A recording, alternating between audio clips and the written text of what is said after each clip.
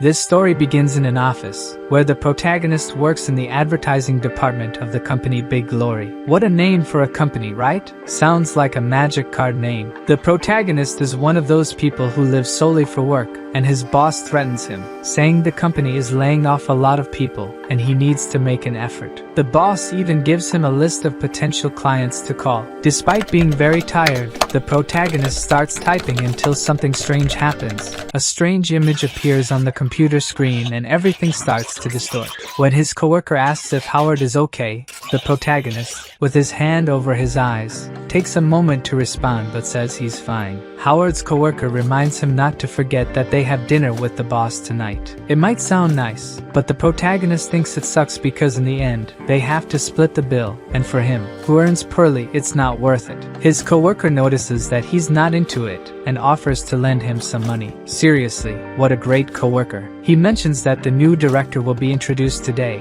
so they can't afford to miss it. And speaking of her, look who's coming. Her name is Sabrina Luo, and as she passes by, the guys are all dumbstruck, and the protagonist says that this woman is out of this world for someone like him. A few hours later, everyone is celebrating and socializing with their coworkers, everyone laughing and eating peacefully, but the protagonist starts to have the same problem he had at the office, and his iris starts turning blue, and suddenly his nervous system was connected to some kind of system, and an image above him that only he could see. And the image begins to say, "Of course they can't see us. Star Universe Limited strives to bring the best experience to its customers and achieve groundbreaking innovations based on virtual reality. We calculate and design for all sensory organs, including your mind. That's why we are capable of silent communication." But the protagonist, not understanding anything, says he never bought anything virtual reality related and doesn't have money for it. But the image continues. "You will be the tester of our specially made dreamland, where you will have many different life experiences. Think of it as the high-end version of a VR game." Throwing flashbang.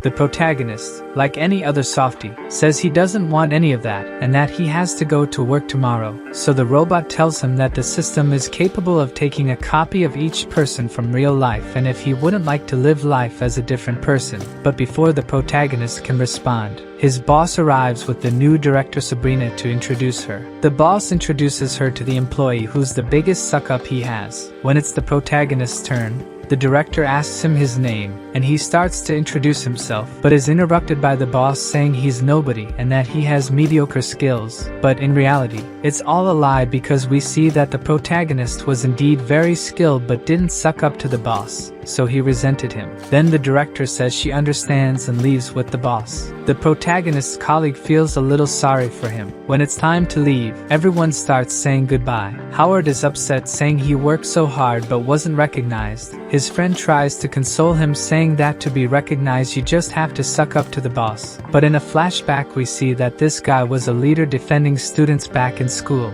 and the protagonist says that now he is totally different from what he was before he succumbed to the system. Then the boss appears telling the director she doesn't need to waste time with the insignificant ones, but she doesn't pay much attention to him and says she knows what she's doing and the protagonist overhears everything.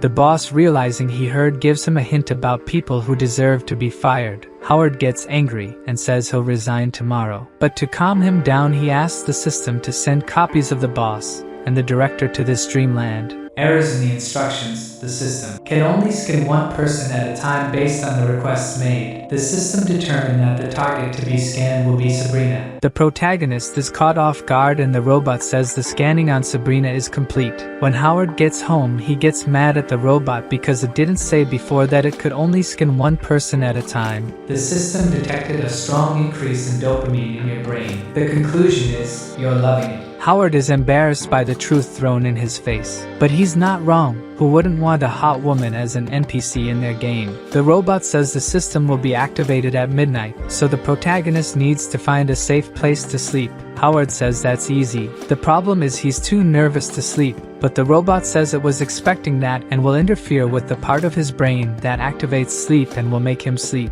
Then the system starts and Howard starts seeing things as his heart races, but he falls asleep. and in the blink of an eye, he wakes up on the ground, and right in front of him is a woman with cyberpunk-style leg bands. The woman introduces herself as AI-63, an artificial intelligence and administrator of the Dreamland system. Howard is somewhat confused, and the woman explains to him about a shop system and credits where he can buy things that might be useful in the future, such as a knife that costs 2 credits, a truck that costs 40 credits, a temperature-controlling jacket that costs 20 credits, a food package that costs 1 credit, or even an infinite energy battery costing 200 credits. The woman explains that as he completes challenges, he will earn points, and he asks if he has any NPCs he can use. She replies that with 10,000 points, she herself would be at the protagonist's service. She informs him that the Dreamland is about to begin, and if he has no other questions, to prepare as a portal to an apocalyptic world has opened in front of him, and he is sucked into the portal. But he wakes up in his bed, so he wonders if what happened was real or not.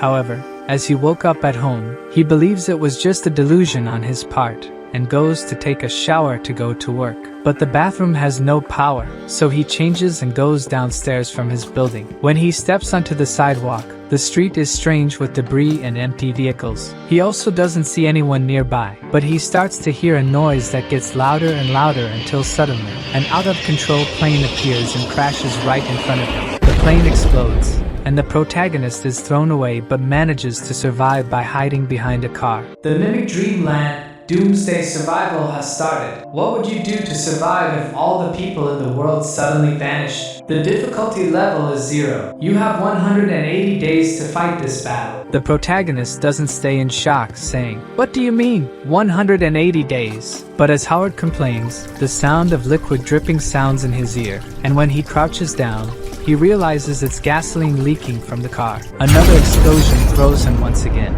A little while later, and the protagonist, feeling a bit calmer, comments that another plane crashed into a building after the incident we witnessed. And because all the people in the world disappeared, things like this can happen. He's making a list of supplements he considers essential to survive, and since he has 180 days, he'll take the opportunity to have fun, playing loud music on the street, dressing however he wants, and doing whatever he pleases. He also remembers that Sabrina was supposed to be in this world too, but he hasn't found her yet. The protagonist hears something and looks back to see, but it's just a dog passing by. However, the problem is what's coming behind the dog, none other than a tiger. It lunges at Howard, and to the surprise of both the protagonist and myself, it's friendly. It seems that now that there are no more humans, it escaped from the zoo and has always been raised among humans. So it leaves, and the protagonist is amazed at how detailed this game is.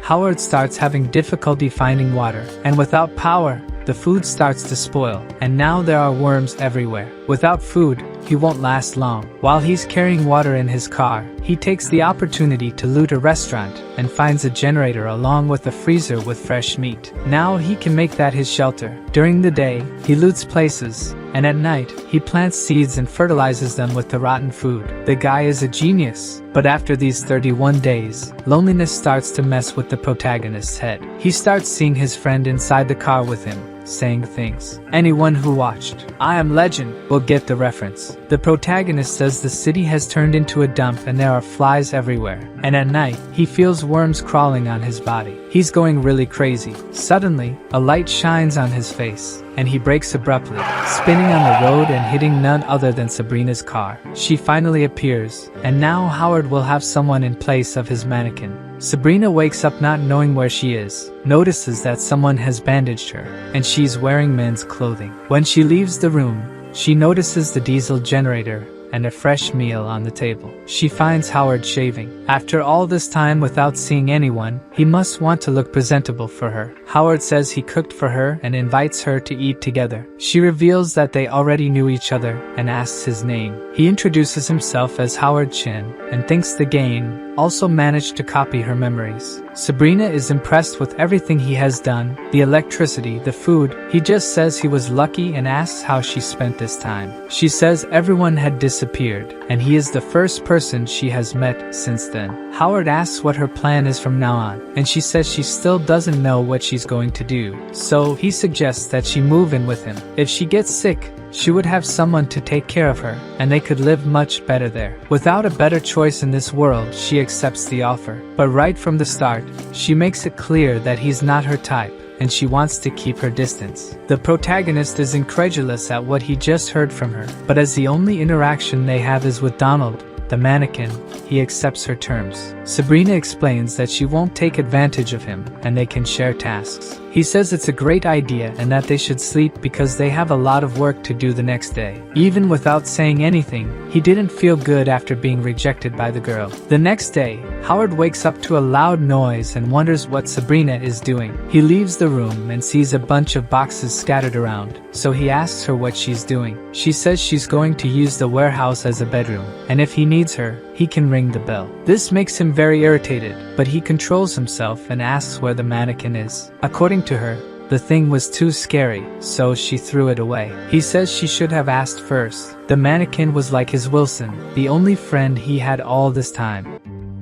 In memory of Donald the mannequin, the best and only friend we ever had. Sabrina says she will fetch the mannequin if it's so important, but Howard leaves angrily, saying he'll do it himself. After everyone disappeared, he took some weapons from the police station and put them in a box. And on the first day with the girl, he noticed that a pistol had disappeared. Howard returns to talk to her and says it's better for each of them to wash their own clothes and make their own food, so they'll see each other less. She won't have to be alert all the time, and he won't feel strange when he sees her. Sabrina says that as a woman, she has to protect herself, and even though she's beautiful and rich, he won't be a gentleman just to make her feel good. He really hasn't gotten over her throwing away his doll. He also says that even though he's not a gentleman, he won't hurt her. 3 months have passed, the weather is getting colder, and the foul smell has dissipated. Sabrina is tending to the garden. Thanks to her, they now have vegetables to eat. They've hardly spoken since their first fight. She didn't seem to mind, but he can't bear the loneliness, so he talks to the mannequin as if it were a real person. He tells the mannequin they'll look for meat today, asking if they might get sick from eating spoiled meat from the market, or if they could eat rat meat but might die if there's a virus in it. Fortunately,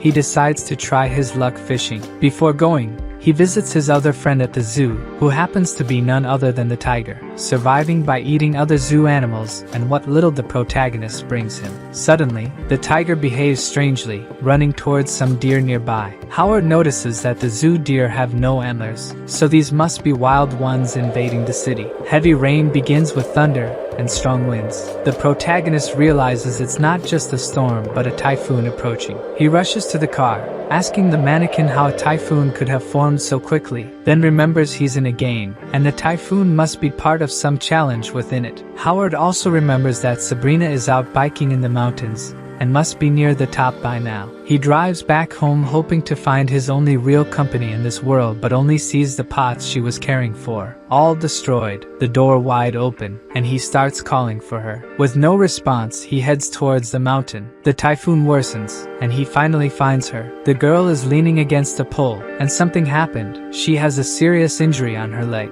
She asks if she's going to die as the protagonist carries her. With a serious look, says that's not going to happen. They take shelter from the rain in the mountain mansion. Sabrina is all wet and trembling from the cold, and Howard asks to take a look at her wound. As stubborn as ever, refuses. He angrily tells her she'll end up dying if she keeps it up, but she continues to refuse help, saying she can take care of herself. Howard reveals he has a plan for the situation. Since they don't know how long the typhoon will last, he thinks it's best they move to the mansion, which is higher than the shelter. They need to gather things from there as quickly as possible and bring them to the mansion. As Sabrina is injured, it's better for her to stay in the mansion, and Howard warns her to avoid being poisoned by the smoke from the fire, leaving her irritated for being unable to do anything. The typhoon only grows stronger. Snow even starts to fall, and it's amid this weather that the protagonist leaves the mansion and heads towards the shelter. Upon arrival, the place is flooded, and since the water isn't electrified, the generator has also stopped working. Howard tries to retrieve the vegetables they harvested,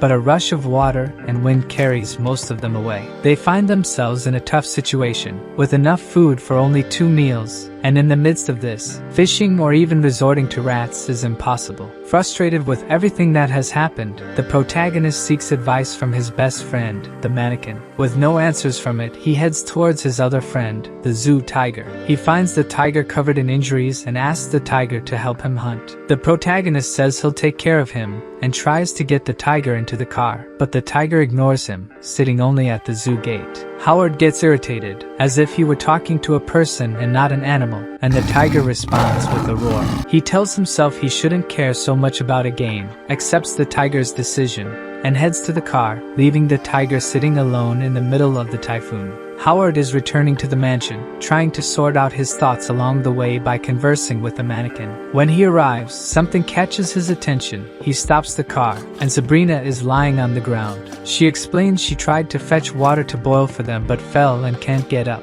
Naturally, this irritates Howard. He carries the girl to the mansion, leaving her surprised, gives her a slap on the buttocks to scold her, and she yells, saying he'll be making decisions from now on. He throws her onto the bed, telling her he'll fetch the first aid kit, and she better not pull any tricks while he's gone. She screams she can take care of herself, and Howard retorts he's not pleased to have to help her, having enough problems of his own. He needs her to heal quickly to be of any help, or they'll starve. He tends to Sabrina's wound, and she asks what he plans to do now. He reveals he'll try to hunt the wild deer that started invading the city after everyone disappeared. The girl warns that if the deer caught his scent, they'll always be on alert when he approaches. He ponders on this for a moment, saying it doesn't matter much since they have weapons. Speaking of weapons, he found the pistol that had gone missing under her pillow when he went to get supplies at the shelter. He returns it to Sabrina, who asks if it wouldn't be better for him to keep the gun. He says he'll leave the weapon with her as a gesture of trust and bids farewell, needing to prepare for the hunt the next day.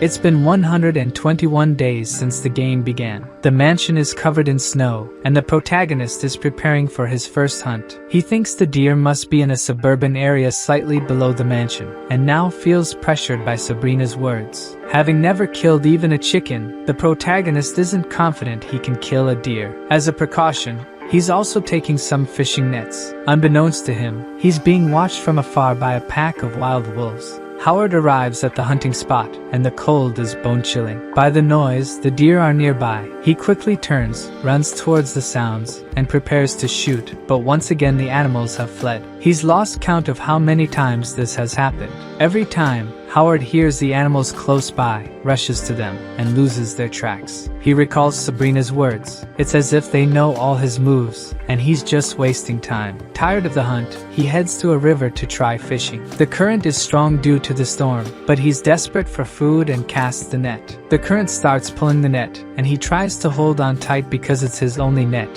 and he can't afford to lose it. Suddenly, the net is pulled with great force, and he can hold on. Howard is dragged into the middle of the river and falls into the freezing water. The protagonist emerges from the freezing water, trembling with cold, thinking only that he needs to get back home and warm up before he dies of hypothermia. But he spots a deer right in front of him and hides to not be noticed. He can hardly believe it. This is the chance he needed. He searches for the rifle, but unable to find it, he'll have to make do with a shotgun. He aims at the animal, takes a deep breath before shooting, but when he fires, the recoil is stronger than expected and hits his face. The shot hits the tree beside the deer, which manages to escape. Now, in addition to almost freezing, he's also injured his face. Feeling stupid after losing so many resources and getting injured, he wonders if he'll end up starving to death. At that moment, he hears a noise and turns around. Behind him are some wolves, and he grabs the shotgun in case he needs to defend himself, but they realize they might get shot and leave. The protagonist finds it strange that they backed off but decides it's better not to waste more supplies. Howard returns to the mansion and enters the room. Sabrina is warming herself by the fire, seemingly wearing only a blanket, and she's surprised when the protagonist starts undressing.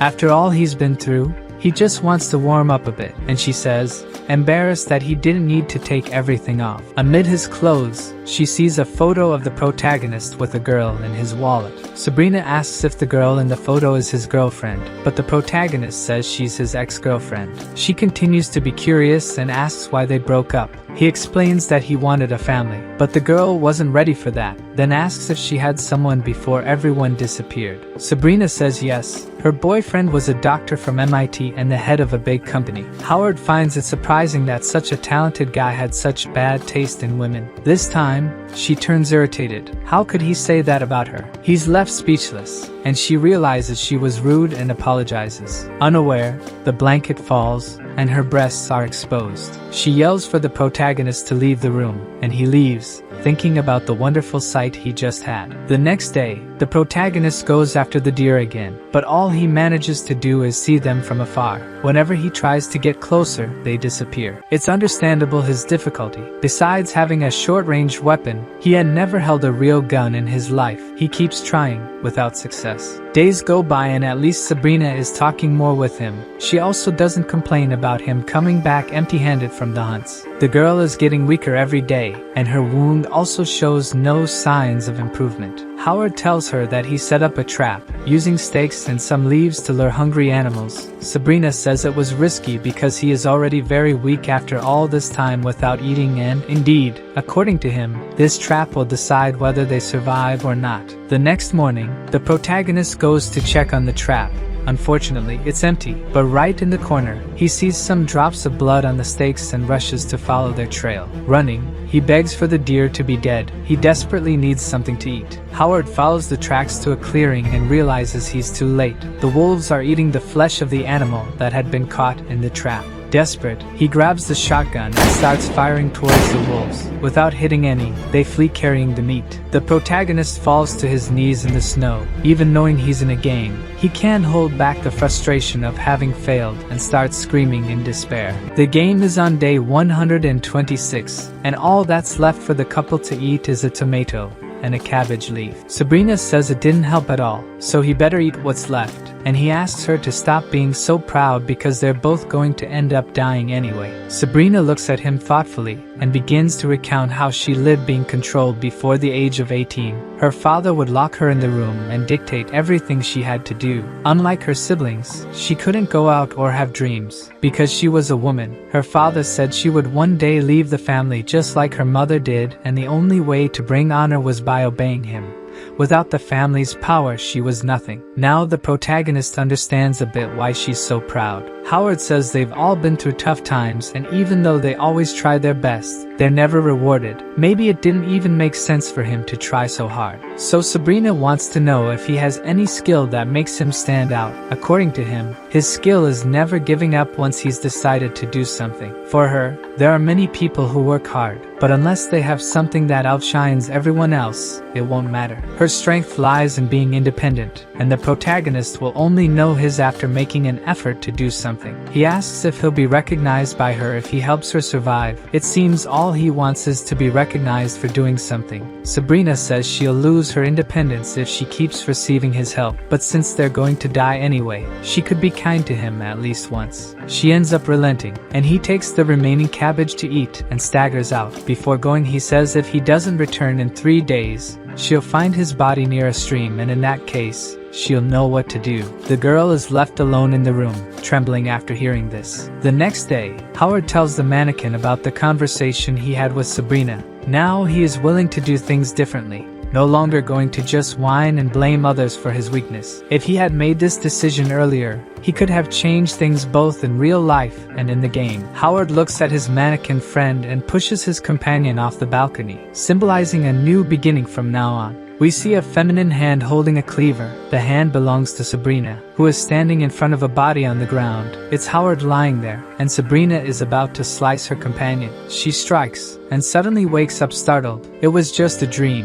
This is the first time she's dreamt in 3 months, meaning, since the beginning of the game. Howard's words have truly weighed on the girl, who is afraid she may have to take drastic measures if she loses her companion. The game is on day 127. Howard throws a shovel into the snow. He's tired and almost out of breath. The protagonist is at the lake where he fell before. He remembers that was the only time he managed to approach a deer without being noticed. Probably the water masked his scent, and this time he seems to have a plan to get close to those animals. After that dream, Sabrina is afraid to go back to sleep. Without eating or sleeping, she begins to hallucinate her father. He says she wouldn't go through this if she had followed the path he chose for her. The girl screams at the illusion, and it disappears, at least this time. Sabrina holds a tomato, the only thing she has to eat, and remembers Howard, asking her to acknowledge his hard work, at least once. She promised she would wait for him for 3 days, and there's only 1 day left for him to return. Even if he doesn't come back, she is determined to survive. Sometime later, she wakes up again. Now there's a damn rat eating her tomato. She's too weak to get up, and the illusion of her father returns laughing. And her father keeps asking what she will choose. We find out that the boyfriend she claimed to have is, in fact, an old man near death that her father arranged for her to inherit his fortune. Her father says it's shameful she can't endure a little pain. She's just a woman pretending to be strong when she's actually pathetic. In the end, she'll be eaten by rats without being able to do anything. If the illusion is like this, imagine the guy in real life. Back to Howard's plan, a deer appeared and is calmly eating the leaf the protagonist had picked up. In the room, Sabrina aims at her father. She says she doesn't need his help, or anyone's. Her gun is reflected in the rat's eye, and the shotgun in the deer's eyes. After burying himself in the snow to conceal his scent, Howard is very close to shooting the deer. He hits the shot. At the same time, Sabrina also hits the rat squarely. The downed deer lies in the snow, and the protagonist begins to emerge from his hiding spot. With a penetrating gaze, he touches the deer and starts laughing, shouting excitedly for having successfully bagged his prey after so much sacrifice. Meanwhile, Sabrina is eating the tomato and roasting the rat she caught, victorious. Howard opens the door, bloodied, carrying the deer, and notices his companion eating. She seems surprised, and the protagonist is exhausted, losing his strength and collapsing. Sabrina gets up to help, and as she tries to lift him, she notices eyes clinging to his clothes. The girl slices the deer and prepares a warm bath for Howard, who remains unconscious. She is worried about his condition when suddenly he grabs her hand and begins whispering her name. Unable to understand, she leans closer and hears him ask if he has earned her recognition. She was about to complain, but she stops and says that he's amazing and that they wouldn't survive without him. The protagonist laughs, finally hearing some kind words from her. He remembers how his ex-girlfriend once told him before they broke up that he was worthless and his hard work was pointless. Poor guy just wanted to be recognized by someone. Sabrina prepares a soup with the deer meat and calls Howard to eat, but he is still very weak, trembling with cold. Feeling obligated to feed him, Sabrina opens his mouth and starts feeding him mouth to mouth, which is quite bizarre. Even with several blankets, Howard continues to shiver with cold, and Sabrina finds herself without alternatives. She resorts to her last resort. The girl begins to undress, stripping completely, then lies down next to the protagonist, embracing him from behind, saying that everything will be okay. Howard wakes up and realizes he's not alone in bed. He turns and sees Sabrina lying next to him. Sabrina asks if he's awake, and he holds her hand, wanting to cherish the moment a little longer, and says he's still not feeling well. She begins to talk about his ex-girlfriend and asks again why they broke up. Howard says she thought they were too young for anything serious, and the girl wants to know about the other reason. Howard thinks for a moment, and says he wanted to have a family. Out of nowhere, Sabrina says she wanted one too, leaving him speechless. As she wants to be an independent woman, he doesn't understand this desire to have a family. According to Sabrina, that's precisely why. Wanting to be independent is just a goal she set for herself, and the closer she gets to it, regardless of anything else, the more she becomes trapped in her own choices. She asks how she can claim to be independent if she can't even make a choice on her own, and the protagonist doesn't know how to respond, as he never set goals in life. Now she asks if Howard would like to have a family with her, and this fool is stuck, unable to respond properly. This leaves her embarrassed, saying she should have thought better before saying something like that. He holds her hand trying to fix the situation, and says he also wants to have a family with her. He just couldn't believe that despite his failures, never being recognized, someone would want to have a family with him. Now they have a reason to survive, and finally, after 130 days, they kiss. The protagonist also manages to do a few things for the first time. Right in the middle,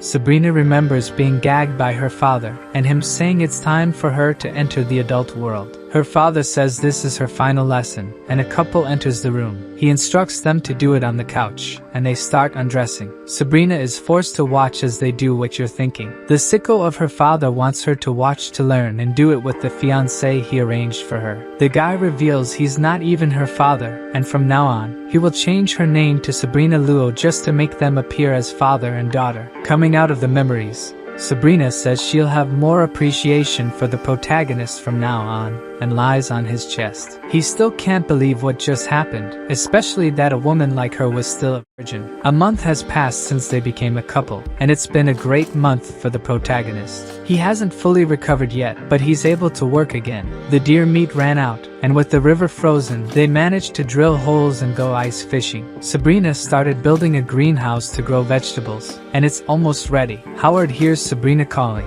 and the girl says she has a present for him, which gets him all excited because he thinks he'll get a kiss from her. Instead, he receives a deerskin poncho, which helps disguise the smell and makes hunting much easier. On the way back, he remembers the night of the typhoon when he found Sabrina clinging to a post, and he never imagined they would become a couple. A lot has changed in his life since the beginning of the game, and he decides to visit the zoo. He starts calling for the tiger, bringing a deer leg for him. Maybe the friend is still around. Howard hears a roar and runs through the snow to find his tiger friend. Exhausted from running so much, the protagonist sees his tiger friend being attacked by the pack. He shouts at the wolves, who look at him, and he shoots, trying to drive them away from the tiger. The wolves flee, and the protagonist says it will be okay. Then he realizes the state the tiger is in. It's too late. He's badly injured and won't last long. Howard caresses his head, remembering the happy moments he had with the tiger, and apologizes for being late. If he had arrived a little earlier, he could have saved his friend. The tiger looks at the protagonist, who is about to end the tiger's suffering. He says he'll miss his friend, and swearing revenge, he shoots.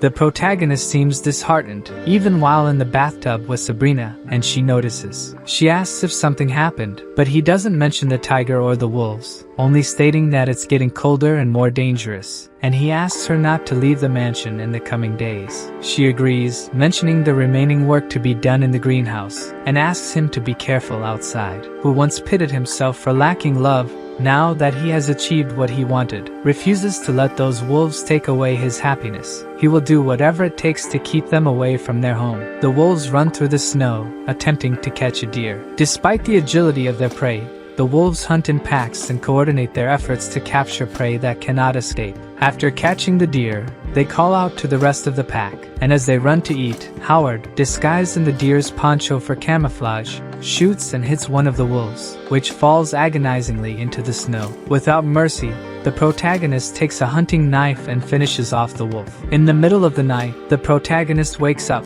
seemingly disturbed by the ongoing conflict with the wolves. Sabrina notices that something is amiss. She remarks that he seems distant and asks if something is wrong. However, fearing that she might find out about the wolves, he simply embraces her, reassuring her that it's nothing important. Although still somewhat suspicious, Sabrina remains silent, while the protagonist contemplates that there are still 3 wolves left. The next day, the wolves sense a threat and run to hide, and the protagonist is after them again. One of the wolves runs toward a bush and, as it approaches, sees another hidden wolf there. It runs toward the other wolf, and a shotgun barrel enters its mouth and fires. The others become alert after hearing the shot. Emerging from the bushes is Howard, wearing the deer's poncho and the skin of the wolf he had killed the previous day. The protagonist seems determined to annihilate all the wolves mercilessly. The 2 remaining wolves look at him from afar, surely also seeking revenge for their lost companions. The game reaches day 170, and it has been 10 days since the protagonist began hunting the remaining wolves. He is practicing his aim while thinking that he hasn't found any traces of the remaining wolves. He knows he can't be reckless, or he'll lose to the wolves, but only after eliminating all of them will he be able to have peace again. Howard hears Sabrina calling for him. She says they are going to have fish and roasted meat. Now she seems like a happy housewife with her culinary skills. The protagonist tells her that he will be traveling for a few days and won't be eating with her tonight. This guy doesn't know how to appreciate what he has. Sabrina looks at him with pity and says that he's hardly ever home. She asks if Howard is so busy that he can't even have dinner with her. Howard apologizes but says he has to finish some things to be at ease and walks past her. Sabrina, holding back tears, wants to know what could be so important. Since Howard is sure she wouldn't let it go if she knew about the wolves, he insists that it's nothing and leaves Sabrina behind, crying. 3 days later, she wakes up to a noise. There are boards outside the window. The noise she heard was Howard nailing them up. She goes outside and asks what he's doing. He says the cold is getting worse, so he's reinforcing. Sabrina says she never asked him for protection. Howard thinks she's joking and asks if there's food ready. She starts speaking seriously, saying he's treating her like anybody else instead of his partner. But he's stubborn and says she's wrong, adding that everything he does is to protect the house. Sabrina gets very angry and asks what's really going on, why he doesn't tell her anything. He falls silent and then says she can't help with what he's doing and to stay home. She becomes sad and just leaves quietly, while he plans to go to the hardware store to get nails. He puts on his camouflage clothes, saying the temperature keeps dropping, then drives his car to the store, lamenting fighting with Sabrina. In the store, the protagonist is looking for the tools he needs and happens to find, on a shelf, a diesel generator maintenance manual. He'll be able to use the generator again. Suddenly, the store's TV turns on by itself, catching Howard off guard. AI-63 appears, greeting him. She reminds the protagonist that there's only 1 week left for the game to end, shocking him. He must have forgotten that this reality had an expiration date. At the mansion, Sabrina sticks a note on the door and leaves with a suitcase, giving one last look before leaving her house, and we see the note she left, saying they both need some time apart and asking Howard not to follow her. At the tool store, the protagonist broke the TV. He must not have taken the news of the game ending well. When he turns to leave, the wolves appear, and the protagonist says he understands why the wolves are angry with him. The wolves start to approach the protagonist cautiously. Both know the danger they're facing. Feeling cornered, the protagonist runs out of the store, trying to get to his car, but his leg still hurts. He hasn't recovered from when he was buried in the snow. He's caught by the wolves, who knock him down and bite him. The protagonist manages to tear away the deerskin poncho that the wolf was biting and throw it away, then grabs his backpack to fend off the other. With the hunting knife, he manages to strike one of the wolves, but is bitten by the other on the back. He turns to defend himself and hits the wolf's head, but his knife breaks. The wolf seizes the opportunity to bite the protagonist, but receives a kick to the chest. Even with the broken knife, Howard attacks the wolf, which can't get up. With the knife handle, he starts beating the wolf until it stops moving. The protagonist grabs the bag and staggers away while we can see that even though very injured, the wolf is still alive. He remembers desperately asking if that world would continue to exist after the game ended. He wanted to know what would happen to Sabrina, wanted to stay there with her. He completely lost sight of the fact that all of that was just a game. The wolf struggles to stand up and bites Howard's hand. The protagonist says the animal really wants revenge, but that won't happen because he needs to protect Sabrina even if he doesn't end up with her. Meanwhile, Sabrina is driving somewhere. The protagonist tries to get into the car, but he's being attacked by the two wolves. He keeps trying to get in, and Sabrina's gun falls out of the glove compartment. He doesn't know how the gun got there, but at least now he has a chance to defend himself. He shoots and manages to scare off the wolves. The protagonist gets into the car, and the only thing he can think about is fixing the generator. He needs to give Sabrina a chance to survive at all costs. The oil tank is frozen, and Howard can't start it. He's very weak, and the wolves are waiting outside for him. Weak and tired, he passes out. Howard wakes up in a bed with his wounds bandaged. He asks Sabrina how he got home, and she says she found him with the broken car and brought him back. She thought he was dead when she found him. The protagonist wants to know if there was anything around when Sabrina found him, but she only found the bag he was holding. The wolves must have fled before she arrived. Upon hearing about the bag, he remembers the generator and tries to get up, but Sabrina stops him because he's still badly injured. Nevertheless, he doesn't stop and tells her that this is the last thing he needs to do. Sabrina gives in. She knows he won't listen anyway. In the garage, Howard focuses on fixing the generator, and his hard work pays off. Now the whole house is illuminated, and he seems proud that he succeeded. The protagonist shouts to Sabrina that they have light now. She is in the kitchen cutting meat,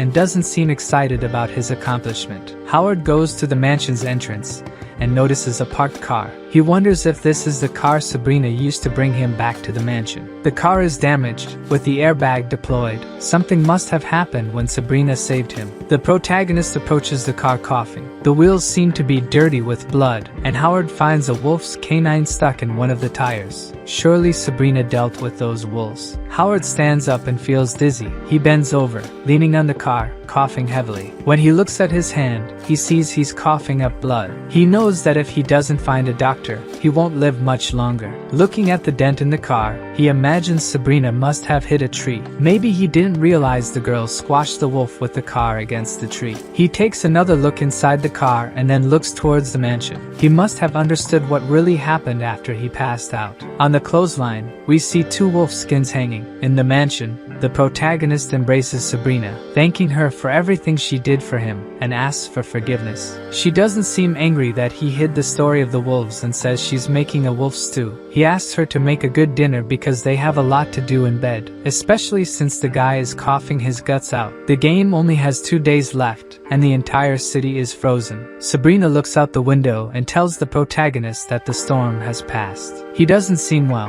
and she gets worried, asking if he's okay. He really looks awful and says he feels exhausted. Sabrina thinks it might be a cold and looks for medicine for him in a drawer, but the protagonist calls for her, saying it's not just a cold. The guy is dying. His words alarm her, but she tries to be positive, saying he has gone through many hardships since the beginning of the storm. It's a shame that an employee like him isn't recognized. If they were in the company, she would nominate him as the best employee of the quarter, and he thanks, almost powerless, his lovely boss and wife. Sabrina says she hasn't accepted marrying him yet, and hands him a glass of water to take the medicine. Howard is so bad that he can hardly hold the glass. Before Sabrina could help, the glass falls to the floor and breaks. Howard passed out again, and upon opening his eyes, he finds Sabrina lying on top of him. She pulls his sheet and asks him to get up, trying to cheer him up, saying she knows he's pretending to be sick just to please her, but this time she won't punish him for it. The protagonist feels terrible and asks her to get up because he wants to talk. Sabrina gets annoyed and asks if he isn't man enough, but actually, she's just sad and doesn't want to admit that he's on his last legs. He tells her that the gas will last for 3 months, and after that, she should head north. He also mentions there are seeds in the warehouse, and for her to learn how to operate the generator with the manual will be easy. He advises her to practice target shooting and to get a cold-proof house. Day 180 arrives, and Howard is still alive. He's looking at the city with Sabrina. Sabrina mentions that it has stopped snowing and the temperature is rising. Once the snow melts, she'll head north to try to find more survivors. Howard asks her if she really loved him. She looks at him deeply and says no. The protagonist thinks, thankfully, he has no worries then. Sabrina continues, saying he's conceited. Why would she love him? She says he has no qualities, never says anything to cheer her up, always does everything on his own, and never asks for her help. She concludes by calling him an idiot, but from the images, we know she really loved him. Now we see the protagonist lying on the ground with AI-63 near him. She congratulates him for completing the survival challenge, but he looks dazed and says he doesn't remember much. The woman explains that it's normal. The system makes you not remember anything precisely to avoid confusing what's real and what's a dream, and gradually, in a month, he'll remember everything. But he remembers leaving Sabrina in that world and asks what will happen to her there, if the dream world will continue to exist. The woman says it was just a game and it's over now, and he shouldn't dwell on it because it was just a dream and he has a real life to live. He becomes pensive, and since he doesn't remember much, he doesn't have much to say. AI-63 then says it's time to calculate the scores, and a screen with information appears. He got a B and earned 50 credits, which she finds reasonable considering the amount of foolishness he displayed. She explains that if he had let the person in the game with him die, he would have gotten a D, and if he had managed to get abundant food, shelter, built a transmission network to find other survivors, and even tamed animals, he could have gotten an S. He tells her he's just a normal human, but for her, it doesn't matter because this was a level 0 challenge for new players and the final version arrives in a month. She shows him the next challenge called Frankenstein's Invasion and says these games are to enhance human life. He's not sure if he'll play play again because from what he remembers, it was terrible and exhausting. But AI-63 says it also had its joys and shows him images of him sleeping with Sabrina. He's shocked seeing the images and says she shouldn't have seen that, but she's a robot so she has no emotions. He asks if Sabrina has these memories, but the robot says it's impossible. He asks how to leave this place, and she explains he just needs to rub his left eye to activate the menu. Before leaving, she says he has a reward, and he asks to deliver it to his workplace, but a dark mist envelopes him, and the robot tells him not to panic because the system is deciding the right reward for him. But he is panicking and afraid when two eyes appear behind him, and it's actually a giant wolf, and he remembers fighting wolves. When the wolf prepares to attack him, a giant appears and comes running, throwing a spear from a great distance and hitting the wolf, which falls dead in front of the protagonist. And it seems all this was to illustrate the skill that the protagonist gained, precise throwing. While Howard was still processing everything that happened, suddenly he wakes up to the sound of his alarm clock ringing. He gets up and wonders why he was thrown out of the game since he didn't press the exit button. He touches his eye and nothing happens. The system doesn't respond anymore, and Howard can't tell if he's in a game or in real life. Inside the game, we see AI-63 asking why Howard was forced to exit, and the system responds, "Alert, system failures. Memory control function has been deactivated." The woman asks to trace the error code, and the system shows an image from the past when Sabrina was in the game and had that dream. AI-63 says this is not possible. How could there be a dream within another dream? And asks the system to find a way to fix the flaw. No correction could be found in the database. She becomes disheartened, knowing she'll have to fix the code alone. We see Sabrina in real life. She wakes up with tears in her eyes and has two nurses with her. They ask what happened to Sabrina, and she says she had a dream but can't remember, and asks why the two are in her room. They look at each other and say that in the early hours Sabrina was sleepwalking, took a knife from the kitchen murmuring something, and then Sabrina remembers Howard. It seems something happened with the system, and Sabrina now knows everything. The two nurses suggest Sabrina take a few days off, but she's very shaken, saying it wasn't a dream. In the middle of the city, where traffic and people are everywhere, Howard is disoriented. After spending 6 months in the dream world, he is now bumping into people because he's not used to seeing so many. He passes by a food cart, and the cook asks if he wants his usual,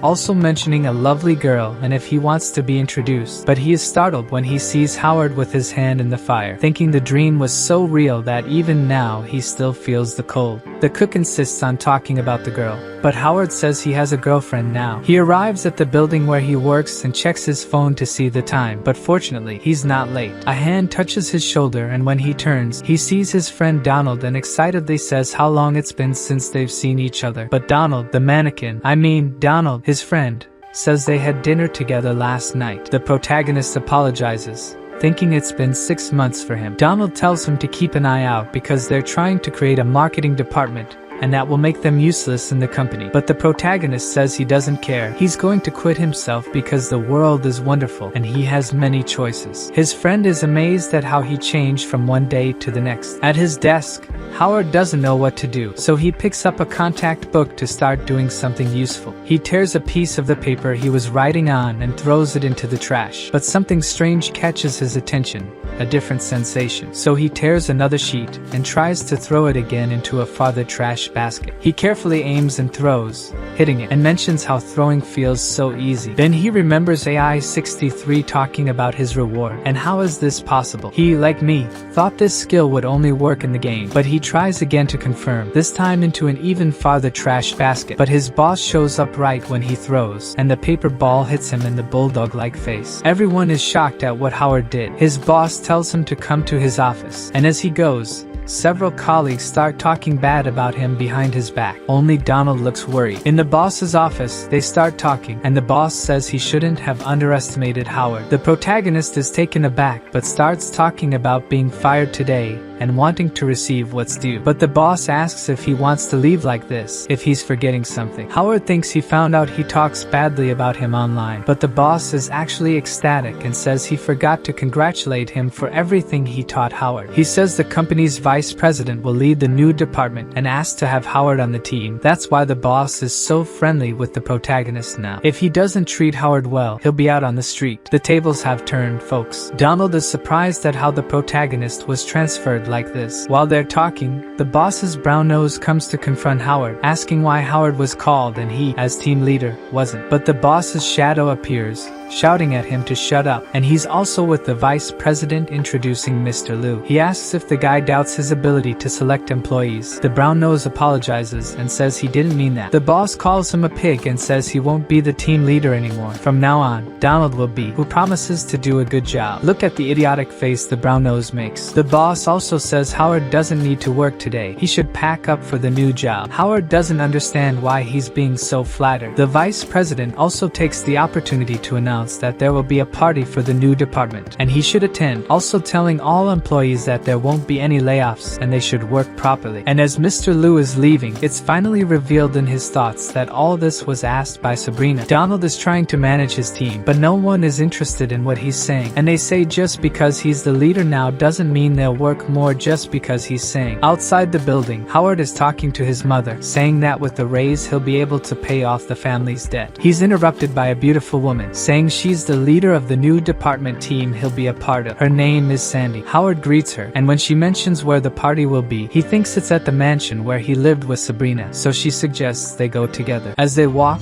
they hear someone screaming. It's people chasing a thief. Howard takes Sandy's bag and prepares to throw it, even though it's very far away. He hits the thief right in the leg as he jumps, causing him to fall face first onto the ground. While the victims hold the thief down, Howard picks up the papers that fell from the bag. He's worried that Sandy might not have liked him touching her bag, but she's all excited, saying he's amazing that he hit the thief from afar, and if he can teach her to do that. As Howard gathers her things, he finds a card labeled Lawrence Enterprises, and Sandy explains that they're a business partner of their company, and that this Lawrence owns a company that's in the top 100 largest companies in the world. Howard says that name sounds familiar, and Sandy jokes about Sabrina dating the old man. Then he asks Sandy to hurry up, or they'll be late for the party, and says there's no point in him thinking about Sabrina because what happened in the game doesn't apply to real life. They arrive at the mansion, and Sandy starts asking a friend for directions to the party, but Howard just goes in because he knows the mansion like no one else. They arrive at the party, and Sandy's friends ask why she took so long, but she's impressed with Howard. In the middle of the party, Sabrina is with Mr. Lu. He says now that everyone's here, the party will begin. Sandy immediately hugs the protagonist, saying they'll sit together at a table, and Sabrina clearly looks uncomfortable. Mr. Lu begins a speech about how the company will conduct itself from now on, and Sandy explains that Sabrina is more powerful than Mr. Lu because she's the owner's daughter. Howard questions how Mr. Lu is the vice president being so young, and Sandy explains that he's been close to Sabrina since they were kids, and he was a prodigy at a prestigious university. Mr. Lu says the boring part is over, and now it's time for music and dinner. He invites Sabrina to dance, and she accepts, saying the last time they danced was in high school. Now it's Howard who feels uncomfortable. What a situation, guys. It must be tough for both of them. Dinner arrives, and Sandy says this steak must be worth their salary. They toast while he watches Sabrina dance, and Sabrina also sneaks a glance at him while dancing. Howard overhears some guests commenting that Sabrina and Mr. Lu would make a beautiful couple, besides being childhood friends, and the protagonist thinks that Sabrina could be happy with this guy. While pondering this, Howard gets distracted and burns his hand on the hot steak. Sandy gets up and pours cold water on the protagonist's hand. She says the burn isn't serious, and Howard feels embarrassed with her so close. Partygoers start commenting on the two of them being a couple, and Sabrina also hears the comments. She looks in their direction with a sad expression, and even Lu notices that she's upset. Suddenly, a guy appears saying that Sabrina is having fun. He wants to know why Sabrina, who is engaged to Lawrence, is dancing with another guy. Howard asks Sandy who the guy is, and she says his name is Hans, and he works at Lawrence's company. The protagonist tries to disguise when he hears Sabrina's fiancé's name, as if he had no idea who he is. Lu explains to Hans that he was dancing with Sabrina to liven up the party, and Sabrina thanks Hans for coming but says it's an internal company gathering. As she speaks, the guy stares at her cleavage, and Sabrina asks him to leave. He pays no attention and invites himself to the party, also inviting Sabrina to dance with him. Lu tries to push the guy away, saying they're not even close enough to dance, but Hans says it's not Lu's job to say such things. At the table, Sandy notices that the atmosphere isn't good, and they might end up arguing if it continues. To avoid further discussions, Sabrina agrees to dance with Hans. In the middle of the dance, he says he'll be responsible for taking the girl to her fiancé since it's a long-distance relationship. She thanks him, and Hans shamelessly starts getting closer to her body. Sabrina stops dancing and tells Hans not to touch her like that. He agrees, but internally thinks of her as just another girl. Sandy comments that Mr. Lu must be hating to see Sabrina going through this but can't do anything because he has much less power than Lawrence. The protagonist watches as Hans begins to grope Sabrina, until she holds his hand and says they'd better stop dancing. Even Sandy, who is just watching, feels embarrassed by Hans's behavior, but he doesn't stop. He purposely steps on Sabrina's dress, causing her to lose her balance, and the strap of her dress tears. Mr. Lu gets angry but does nothing out of fear of Lawrence, and it seems like Howard is going to take action. The sun is setting, and out of nowhere, a steak comes flying. The piece of meat hits Hans right in the eyes, and he starts screaming that his eyes are burning, while Sabrina holds her dress to avoid exposing her breasts. The party guests notice what happened to Sabrina but don't pay attention to Hans, who becomes even more irritated. The guy orders his assistants to find out who threw the steak at him. One of them goes to Howard's table, takes a look at the dishes on the table but finds nothing suspicious, as he sees 2 steaks there. The protagonist becomes apprehensive with the guy so close to him and thanks Sandy right after throwing it. He was lucky that Sandy put half of her steak on his plate. She says you're welcome and thinks the protagonist was very bold to do that. Hans's assistants return saying they didn't find who threw the steak. The guy doesn't accept the explanation, shouting that nobody will leave until he finds out who did it, until he gets slapped in the face. The slap is so strong that it knocks Hans to the ground. After slapping him, Sabrina orders him and his colleagues to disappear from there. Her firm attitude surprises all the guests. Even Howard is startled and thinks he was lucky not to get hit by her in the game. Hans keeps saying that Sabrina dared to hit him, and behind Sabrina, Lou becomes brave and says that if Hans doesn't leave, he will call the police on him. Not even with the threat does Hans back down, so one of his employees says something in his ear, and this time Hans decides to leave the party. Lou asks Sabrina why Hans suddenly changed his mind, and she is just relieved that they left and will change clothes. Howard watches from afar as Sabrina leaves the party, and Sandy is staring at Howard from the other side of the table. He thinks they've already ordered too many drinks, and it's better to leave, but Sandy has other plans since she found the protagonist more charming than Lou. In fact, Howard is not worried about how much they have drunk but rather about his bank account. He only has a few dollars left, and it's still a week until he gets paid. Since Sandy has no idea about this, she doesn't want to stop drinking, saying that for every 3 glasses she drinks, Howard has to take 1. The idea seems good to the protagonist because that way he can make her drink more and eat less. Sometime later, Sandy falls asleep from drinking too much, and Howard tries to wake her up, asking her where she lives. She wakes up and starts saying some nonsensical things, dancing, but she's still very drunk and falls on top of Howard. The protagonist asks her to get off him because there are people watching, but the girl starts hitting on him. Before she could go any further, the waiter brings the bill. When the protagonist looks at the amount, he realizes he will be penniless until payday. He could have thought about splitting this bill. Now, the two are climbing the stairs of a building. Howard is taking Sandy to his apartment, and the girl says he's a jerk for doing this on their first date. But since she doesn't say where she lives and Howard doesn't have money to pay for a hotel, this is the only solution. A guy passes behind them and looks at them, very suspicious. The protagonist puts Sandy to bed, and she asks to be hugged, but Howard backs away, telling her to sleep. He doesn't want to be the subject of office gossip. Sandy knows she hasn't recovered yet, but she hasn't given up on the protagonist yet. She manages to get up a bit, and Howard asks her what she wants, and Sandy throws herself at him. She wants to conquer the protagonist before she falls asleep.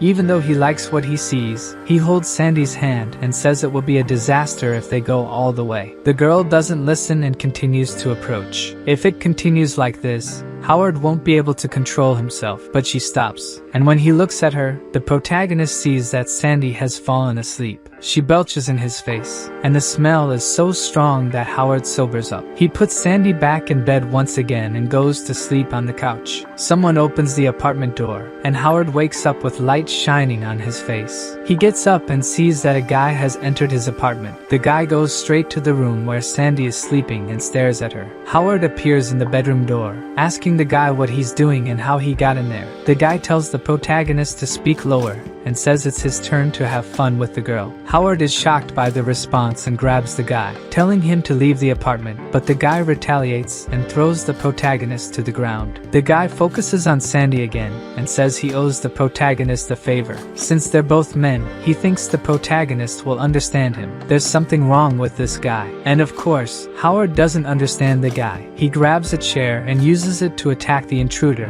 but the guy manages to break the chair with one punch, effortlessly. The guy says, convinced that people would do anything for a favor from him. Knowing he can't beat him in a fight, Howard decides to call the police, and the guy thinks it's unnecessary. After everything the guy did, it's more than necessary for the protagonist to call the police. And seeing him pick up his phone, the guy panics and tries to take Howard's phone. He thought the girl was there to work, and after understanding that wasn't the case, he's shocked to know people do such things on the first date. Now, the guy tries to explain that he's been away for 20 years and has no idea how people behave nowadays. But if that's the case, Howard wants to know why the guy stayed at his door instead of going home. The guy explains that he used to live in that apartment before the protagonist and came back to get some things he hid. He starts walking around the apartment and removes a piece of the floor. He takes out a box that was hidden and shows that inside it there were several jewels. This doesn't matter much to the protagonist, who wants to know how the guy will compensate for what he did, but the guy thinks it was all just a misunderstanding. He introduces himself as Josh, says he's not a good person, and he's leaving. The protagonist still thinks it's better to call the police, but Josh says it's better not to provoke him. Josh hands a box to the protagonist, and Howard thinks he's being bribed, but according to the guy, it's just an iron ring that isn't worth much. According to Josh, since he took the ring, he had been dreaming of a woman. She wore a red coat, held a golden scepter, and had eyes that shone in blue. He even tried to approach her but ended up being beaten by her. The protagonist thinks that, by the description,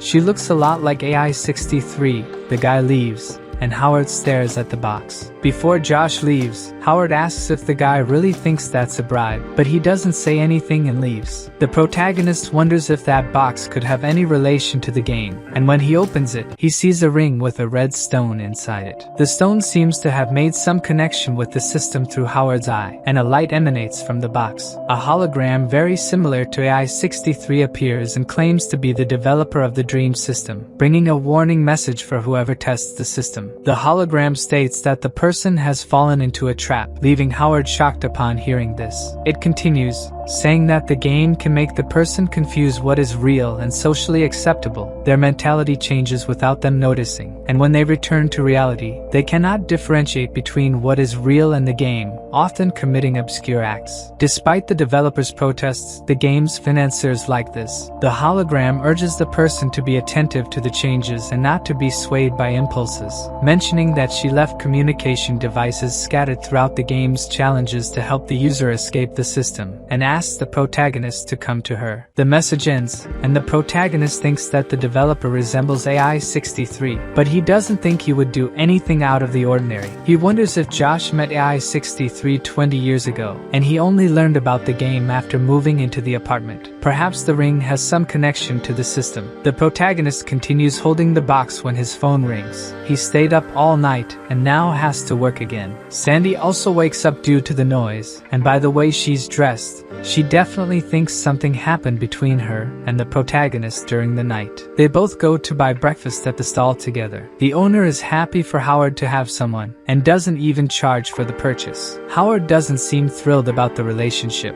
while Sandy clings to him. The protagonist wonders why this is happening to him. This guy doesn't know how to be happy. Arriving at the company, people look at the new couple and comment that the former group leader had his eye on Sandy, and it's strange that she ended up with Howard, who was a stranger. He overhears and isn't happy to hear this. The couple enters the elevator, and Sandy is planning what they will do after work, but the protagonist thinks he doesn't have money and will have to borrow from Donald. Sandy also suggests they stop at a pharmacy to buy some things, and just then, the elevator opens, and Howard freezes upon seeing who is entering. Sabrina appears at the elevator door and greets the two as she enters. Howard is embarrassed by the situation, and Sabrina remarks that the two have progressed quickly in their relationship. Sandy expresses regret that Sabrina overheard about them and says they are embarrassed, but Sabrina continues to express surprise at how fast Howard is moving, leaving him speechless. Sandy keeps talking, mentioning she made it easy for Howard, thinking he was a gentleman. Howard covers her mouth before she goes into details, but the gesture only makes Sabrina think the two are very close. Sabrina congratulates them before leaving the elevator, asking them to act professionally in the office. When Sabrina exits the elevator, she appears very sad. It must have been difficult for her to wish happiness to the couple. Inside the elevator,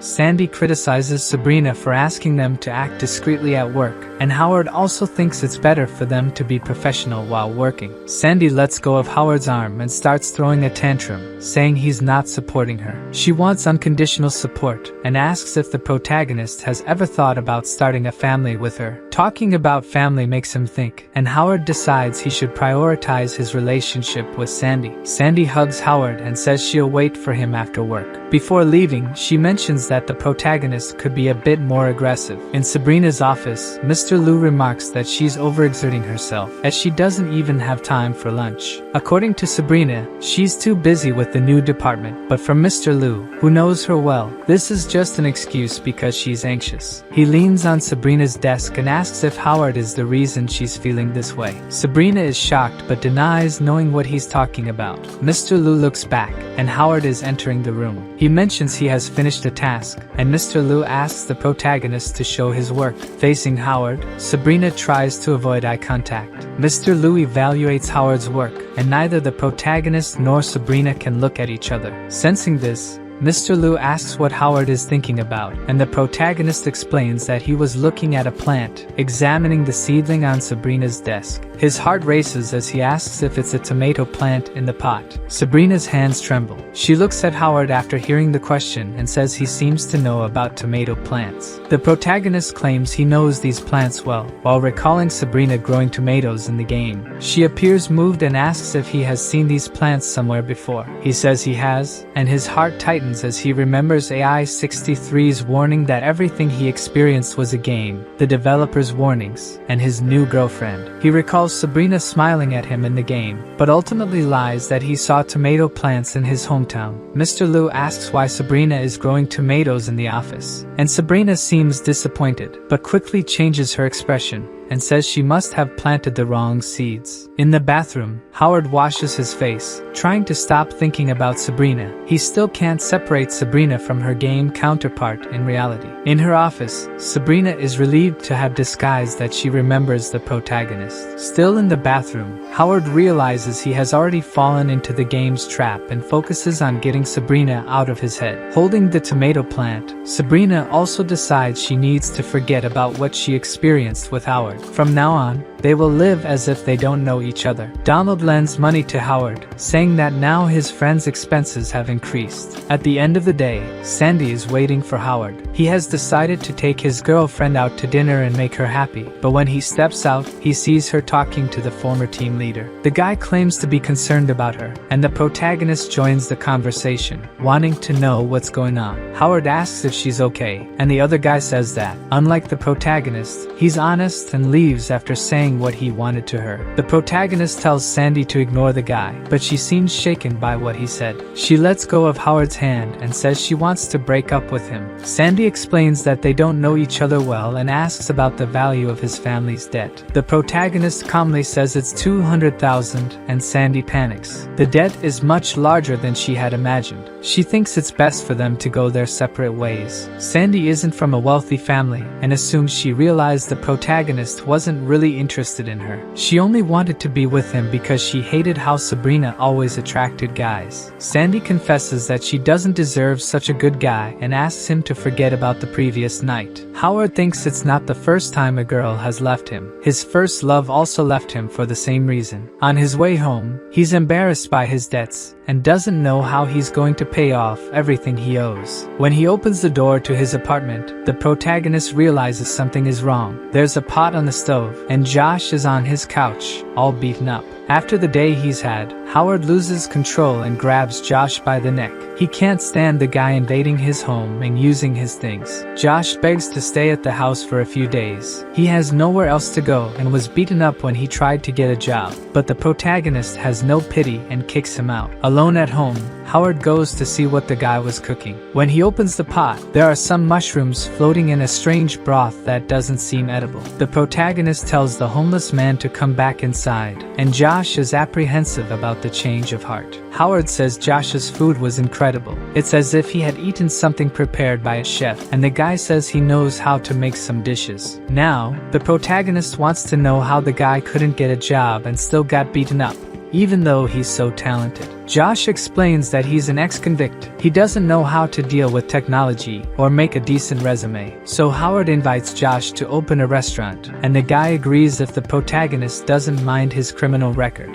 Howard gets up, saying he'll look for a place to rent, but Josh asks if he's sure because his criminal record is pretty bad. That doesn't seem to matter to the protagonist. He'll do anything to see his family standing tall again, even if it means trusting someone like Josh. The protagonist asks for some of the money Josh had hidden in the apartment to rent a place, but the guy spent everything he had on his girlfriends, ruining Howard's idea of having some money to start the business. Howard's phone rings, and he's surprised to see it's Sandy calling him. She says she's not a gold digger, and he wants to know why she's calling him. Sandy says she found a quick way to make money and asks if he's interested. Of course, he's more than interested. In Sabrina's office, Mr. Liu begins to comment on Howard. He is pleased that the protagonist managed to finish a week's work in just one day and produce quality work. He reveals that he thought Sabrina was having an affair with Howard but now understands that she just wanted to keep the good employees she had in the department. Sabrina forces a smile and says that her friend is not a saint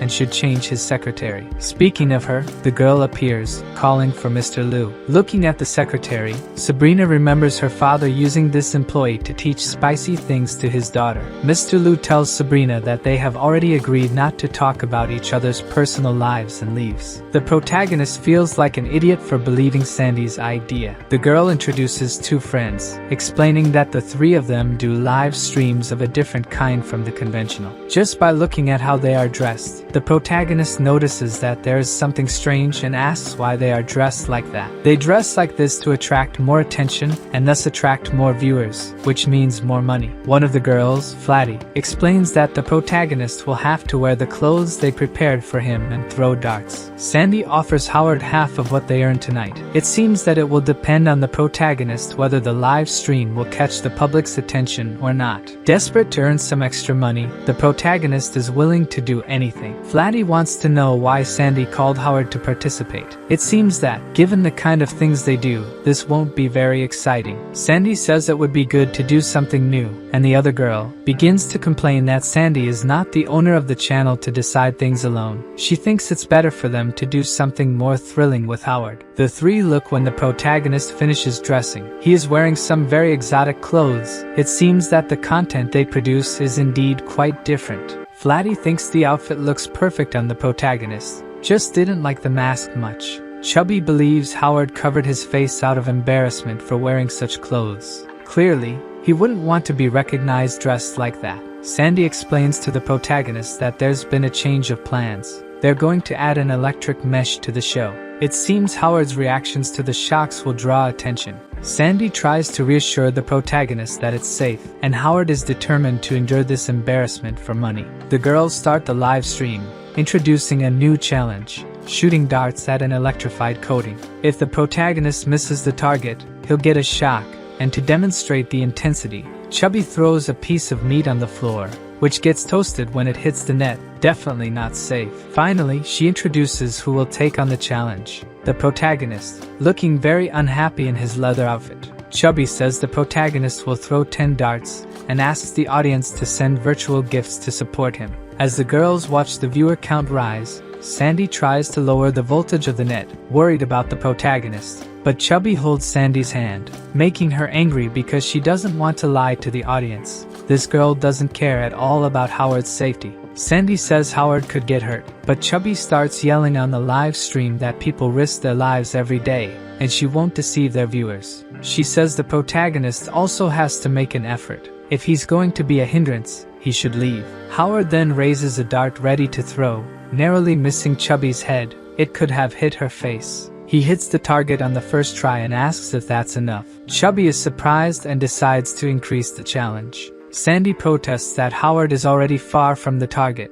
but her friend doesn't care. She just wants to increase the audience. The protagonist continues hitting the target, even from a greater distance, managing to hit 7 darts on target. This significantly boosts followers and views until the protagonist approaches the studio door and throws the remaining darts on the ground, telling the camera he doesn't like acting and that many people were only watching because they thought he would fail. The girls are shocked by what he said, and the protagonist says this may have been his first and last live stream and leaves the room. The girls complain that they worked hard, and the live stream ended like this, but it was the protagonist who did all the work. Suddenly, something shocking happens on their channel. The next day, they call Howard and tell him he's gone viral. Howard thinks it's all nonsense. He doesn't want to be popular with people seeing funny pictures of him. The protagonist is surprised when he leaves his room. Josh has prepared a full breakfast for him, already planning the restaurant's menu. The protagonist says he doesn't like the look of those dishes much. Also, there's no rush because it will take some time to open the restaurant. Howard just needs to raise the necessary money, and in the meantime, Josh can stay at his house. Howard arrives at the company, and Sandy and the girls are waiting for him at the door. They try to talk to the protagonist, but he says he has to work and avoids them. He's decided not to meet with them anymore. In the office, a colleague says Mr. Liu wants to talk to Howard, and the protagonist realizes his colleagues are watching videos. The guy says he's watching Brother 7, who is so popular that even Mr. Liu liked him. Brother 7 is none other than the protagonist in costume, and Howard asks if the character wasn't called Slanty. It seems that since he hit 7 darts, he's been called Brother 7. Howard goes to Mr. Liu's office and is pressured by the boss. Mr. Liu knows the protagonist and Sandy were on the live stream and wants to know why they didn't show up. It seems Mr. Liu found Brother 7 very charming. Mr. Liu wants Brother 7's contact and says the character dresses well and is admired by people. Mr. Liu wants Howard to get Brother 7's contact at all costs. He has plans to make money with the character, and also offers Howard a new position with a much better salary. Since he still needs money, the protagonist agrees to Mr. Liu's request. The girls are waiting to meet with the protagonist, who is late, until Sandy says he's arrived, and Chubby runs toward Howard, telling him that she used to make fitness videos, but no one paid attention until she made herself look ugly and did silly things. She begs not to be humiliated making videos anymore, just to earn a decent living, and the protagonist holds her hand, willing to continue making videos with them. After a month, the system notifies that the next dream will begin in a day, but he's no longer eager for the dream world. Now, he also finds the real world fun. The protagonist continues to make his presentations, and Sandy also appears to cheer up the viewers. Howard throws pies in the audience's faces, which pleases them, and they get excited shouting the protagonist's name. Sabrina is the only one who doesn't like the presentation, even though Mr. Lee says they'll make a lot of money from it. Chubby introduces the protagonist's show, and Mr. Lee gets excited to participate. The only one not convinced of the protagonist's popularity is Sabrina. After the presentation, Mr. Lee comments that Howard has disappeared, and the protagonist, disguised, reveals that he prefers not to work for Sabrina's company. This disappoints Mr. Liu, and before he could say anything, an old acquaintance returns. Hans appears, saying that his company would be a much better choice, but the protagonist also rejects the offer. Unconvinced, Hans offers 5 times more than Mr. Liu had offered. To Sabrina, this is a typical tactic of someone like Hans. The protagonist explains that he will decline the offer because he hates Hans, leaving him speechless. After this, Sabrina thinks that the protagonist is better than she thought. Josh is surprised that the protagonists managed to get money to start their business so quickly. In fact, part of that money was saved by Howard's parents, despite their large debt, and that money means a lot to the protagonist. Josh reveals that he won't be starting the business with Howard anymore, leaving Howard puzzled. His colleague explains that he found another job and it's better for Howard to keep the money. The protagonist's former colleague reveals to Hans that it's Howard who's been doing the presentations in disguise. Hans talks to his colleague about someone he knows who recently got out of prison, and the guy says that if they give money to this person, he'll do whatever they ask in return. Looking at a photo of the protagonist, Hans is planning his revenge. The protagonist appears injured and sinking, wondering if this is how he's going to die. Just a few hours ago, he was whole, and an unfamiliar woman was knocking on his door. The protagonist meets with Mr. Liu and talks about his roommate. Mr. Liu says that soon Howard won't need to share the room anymore since he's getting a raise, and introduces his driver and secretary, both familiar to Sabrina's memories. The protagonist asks where they're going, and according to Mr. Lee, they are meeting a powerful woman. The woman appears and disagrees with something, leaving Sabrina and her team disappointed. Howard and Mr. Lee arrive, and Sabrina asks why the protagonist came to a business meeting. Mr. Lee explains that Howard is now his assistant, and will introduce him to Mrs. Sharon, the CEO of a large company. The protagonist tries to introduce himself, but the woman pays him no attention. From what Mr. Lee says, she's always like this. Her company is the largest in the country, and they need to form a partnership, or else they won't be able to increase the company's profits. If that happens, Sabrina will lose a bet she made with headquarters, and he'll never see her again. The protagonist remembers Sabrina talking about her goals in the game, and wonders why Mr. Liu said he wouldn't see Sabrina again if she lost the bet.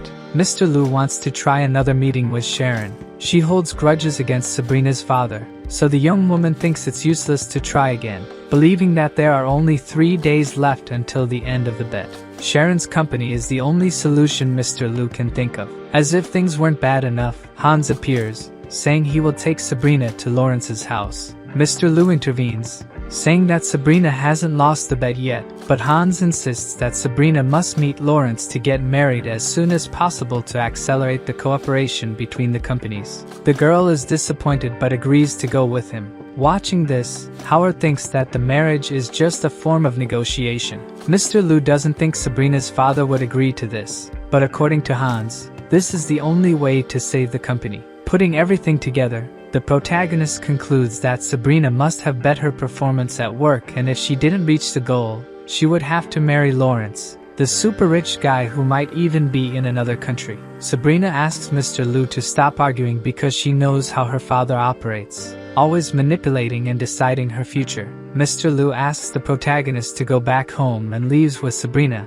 while Hans laughs, saying she deserves to lose the bet. Howard's phone rings, and Flatty says that haters have started spreading rumors that their show is a cult, but for now, there's nothing they can do. It's obvious who did this, and Hans makes a point of saying it's just the beginning, revealing that he knows about the protagonist's disguise. By the poolside, Howard has no idea what Hans intends to do, and thinking about Sabrina's situation, he decides to talk to Sharon again. Then, a man approaches him. It's Josh, who says he was paid to kill a man and apologizes to the protagonist, who falls into the pool injured, wondering if he will die. Sharon reaches out to help him. The game says the character was created, and the protagonist wakes up greeted by AI-63 to start the Frankenstein Invasion Challenge. He asks if he's still alive, and according to AI-63, the dead don't enter the game, so he asks if his life was in danger. Reflecting on what happened, Howard remembers Josh saying it wasn't a fatal wound but that he needed to get to a hospital quickly.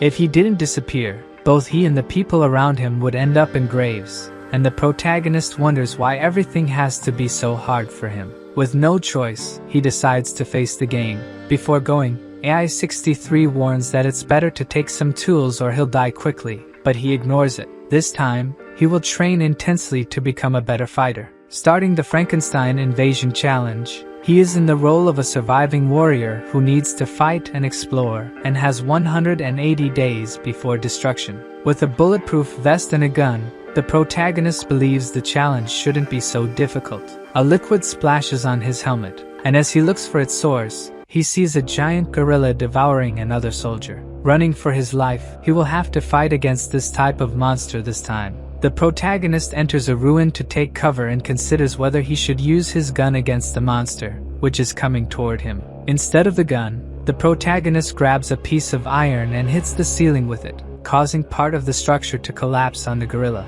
Under the rubble, Howard manages to hit the monster's eye with the iron tip. The gorilla screams in pain and runs away. The protagonist survived the first attack and emerges from the debris, thinking that he must be more careful from now on. He senses a presence and grabs another piece of iron to attack the new enemy, but it turns out to be CEO Sharon in front of him. The protagonist can't stop the attack and throws the iron, which luckily only hits her helmet. Howard asks if she's okay, and Sharon says the protagonist should be in the hospital. He doesn't understand what she means. Sharon explains that Howard broke into her room injured and then fell into the pool, so she called an ambulance. The protagonist thinks he must have gone to her room to ask for help, but at no point did the game start. He mentions waking up in the middle of the ruins and asks how she ended up there. Sharon doesn't know either. They both just appeared, like the protagonist did. He thanks her for saving him by calling the ambulance, and concludes that there's something wrong with this game. Sharon asks him to save those words for another time, and, since he's good at throwing things, he should be able to help her. The protagonist is confused by her request, and she shows him a distant city in ruins, asking if it looks familiar. Looking closely, Howard is surprised, realizing it's the ruin of the building where he works. Judging by the state of the building and others around it, Sharon says they must have traveled between 300 and 400 years in time. The water around them also looks caustic, and the sea level keeps rising. The protagonist understands that the world is ending. To Sharon, they aren't the only surviving humans, and she might find a habitable place. The only problem is the monsters, but if Howard works with her, she can lead while he takes care of their security. The protagonist asks if she's not afraid, considering that she's making plans after realizing they time traveled. Sharon tells him that survival is the only goal in this world. Walking in the middle of a desert, Sharon asks if Howard was a dart-throwing athlete, but he says it was just a hobby. He didn't expect her to remember his name, since she didn't pay attention when they first greeted each other. At that moment, he had no value to Sharon. After climbing a hill, the protagonist agrees that she's a good leader. They spot a kind of fortress, and Sharon says that one can only have friends after valuing oneself. Suddenly, the protagonist covers her mouth, and they hide in a ravine. Above them, a giant centipede is passing by. Howard grabs his gun and offers it to Sharon in case she needs to defend herself. She thanks him and says she'll help him if they're in danger.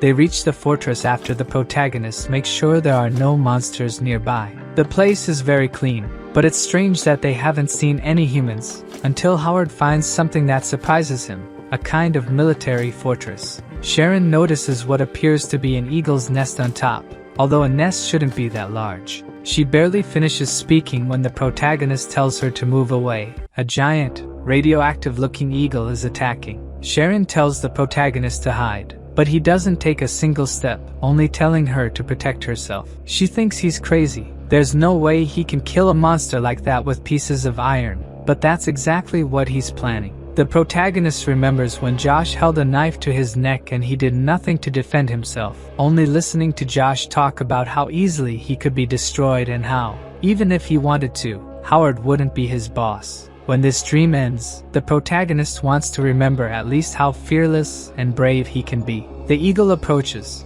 and Howard is ready to throw his iron darts. He starts throwing them one after another, and they all hit the winged monster precisely. Sharon watches the protagonist's feet in surprise, and the monster falls defeated to the ground. As the monster falls, a green liquid hits Howard, who screams in pain as if he's being burned. Sharon runs towards him, telling him not to touch the caustic liquid. When she gets close, it seems to be too late. Smoke is coming out of the protagonist's wounds, and he continues screaming in pain. Suddenly, the fortress makes a noise, and a robot emerges from it, saying it detected an injured human and activates its medical system. A needle appears on the robot's arm, and it injects it into the protagonist's back, who seems to be receiving an electric shock. With this, the robot runs out of energy and shuts down, and the protagonist also faints. Sometime later, the protagonist wakes up with strange hair and asks where they are. Sharon explains that they are in the fortress, and thanks to the robot's medication, his wounds have been healed. She plugged the robot into the socket and hopes it can tell them about the place when it wakes up. The robot wakes up, alerting that there's a large, dirty area, and rushes to clean it up. It approaches the monster's remains and sets fire to the carcass. Sharon says the robot must have advanced technology, and there must be a code to activate it. She remembers the numbers written on its body and calls the robot 2003. When called, it stops autopilot and activates the smart program. From what it says, this robot has collected tons of garbage and has been attacked by hundreds of creatures. A blue light turns on in the robot, replacing the red one, and it says that humans left it behind because it didn't work hard enough. If it continues cleaning everything, humans will return one day. Sharon asks if the place is tidy because the robot cleans every day, and according to him, humans will come back when they know how clean the place is. His response leaves them both uneasy, and Sharon wants to know if the humans said where they were going. The robot explains that the humans said if they didn't return in a year, they had probably gone to paradise, which sounds like a good place to him. The poor robot even wanted to go to them but couldn't find paradise on the map and asks if they know where that place is. The protagonist thinks it's better for the robot not to know, and by now, those humans are probably dead. Sharon changes plans after learning there are no more humans and asks the robot to take her to the storage room. Watching how she adapts her plans, Howard thinks the girl is truly unshakable. In the warehouse, there are weapons but no ammunition, compressed energy bars, and a medicine called Medusa's Tears, used to heal wounds but harmful if used excessively. The protagonist is worried because that's what the robot used to heal him, but the robot explains he'll be fine. The only effect is that his hair grew. However, the medicine can't completely fix the nervous system, and humans who used too much ended up in a vegetative state. There's also a reservoir and a power supply center. Sharon asks why the robot didn't recharge if there was power, but he couldn't use those resources without permission. She says machines will always be machines and asks the robot to show the rest of the place. The girl can't understand the language people were using, and the robot arrives with a map for her. On the way, his wheel breaks, and he falls to the ground, needing good maintenance. Sharon doesn't try to help, she just asks if he can read what was written. The robot says humans used scribbles so all intelligent animals could understand their stories, and since the language wasn't recorded in him, he can't read it. These humans prepared for when their civilization wasn't there anymore. Observing the map, Sharon realizes they're on an island. The only island on Earth, so all mutant beasts gathered there. But in 179 days, it will sink too. The only way to survive is to stay in the shelter. Sharon concludes they have no ammunition or food. Outside is full of monsters, and the only thing they can do is wait for death in the shelter. The girl definitely hasn't given up. She asks if there are any spare clothes to give to Howard, and the robot says he can take the clothes himself. Passing over the robot, Sharon explains he was left because he didn't know how to show how valuable he was to the humans, and doesn't want to end up the same way. Howard senses a presence behind him and turning around sees the robot asking not to be left behind. He pleads, saying he can still work clean, he just wants to stay with the humans. The robot remembers the time spent with humans and continues pleading that he's useful. Even without knowing what paradise is like, he'll make this place even cleaner than there. Howard lifts the robot and fits the piece that fell. He asks the robot how to fix it correctly, and the robot mentions a room where engineers used to repair robots. Howard says there are no engineers here, but he will try anyway. That's when he hears the door opening again, but this time it's Sharon who appears to take a shower too. She says the world is ending, so there's no need to be ashamed.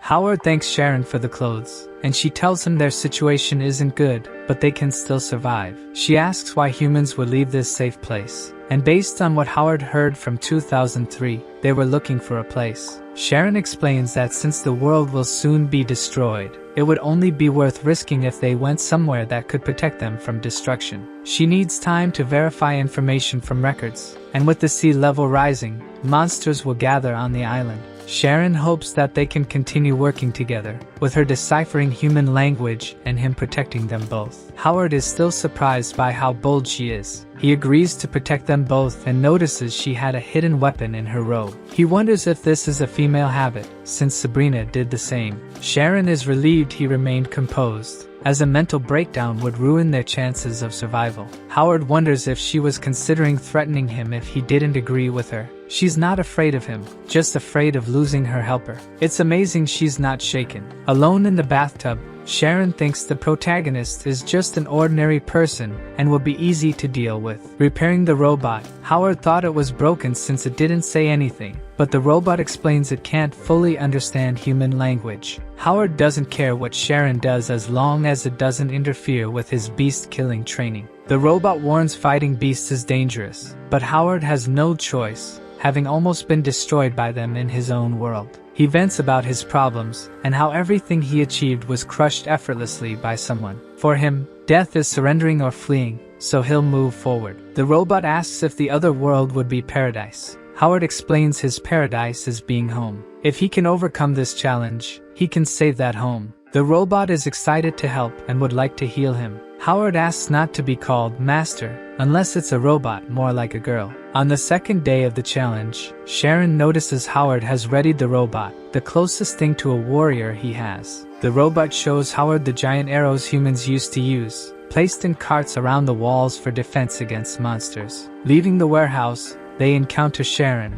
and Howard explains he's going monster hunting, as agreed. Sharon finds it unnecessary. Records from 3 years ago showed too many monsters for Howard to handle. It's better he just keeps the place secure. With only 180 days, Howard doesn't want to wait for the monsters to attack. She says he's creating problems for himself. Even if he can kill the creatures, it's risky. They can't make mistakes until they find the sanctuary. Then they should be ready to fight with all their might. Howard gets irritated, asking if she's trying to dictate what he should do in his own world. He remembers many are trying to take his life and needs to get stronger. He doesn't care what happens to the world, and if she doesn't like it, she can leave anytime. Sharon likes his attitude and wishes him a safe journey. Howard leaves with the robot, thinking these NPC conversations are pointless. Sharon reflects that Howard doesn't seem like a mediocre man, but she has no idea what he's thinking. She feels haunted by a snake, a voice asking her worth, and she tells it to shut up. Instead, many voices call for her to join them. Sharon ties her hair back,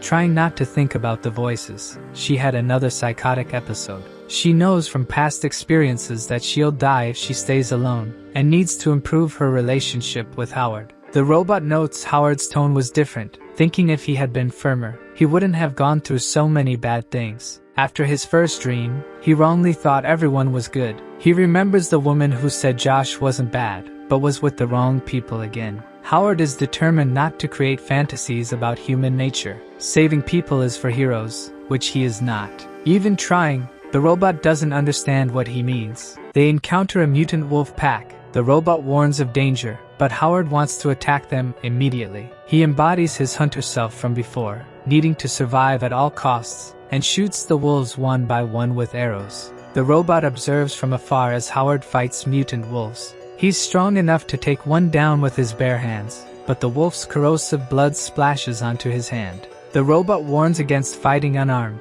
but Howard insists it's part of his training. In the distance, 2003 spots a shelter tent, and underneath it, they find a box also from the shelter. Inside is a cylinder of wheat seeds, and the robot reveals that wheat is the camp's symbol, named Wheat Shelter.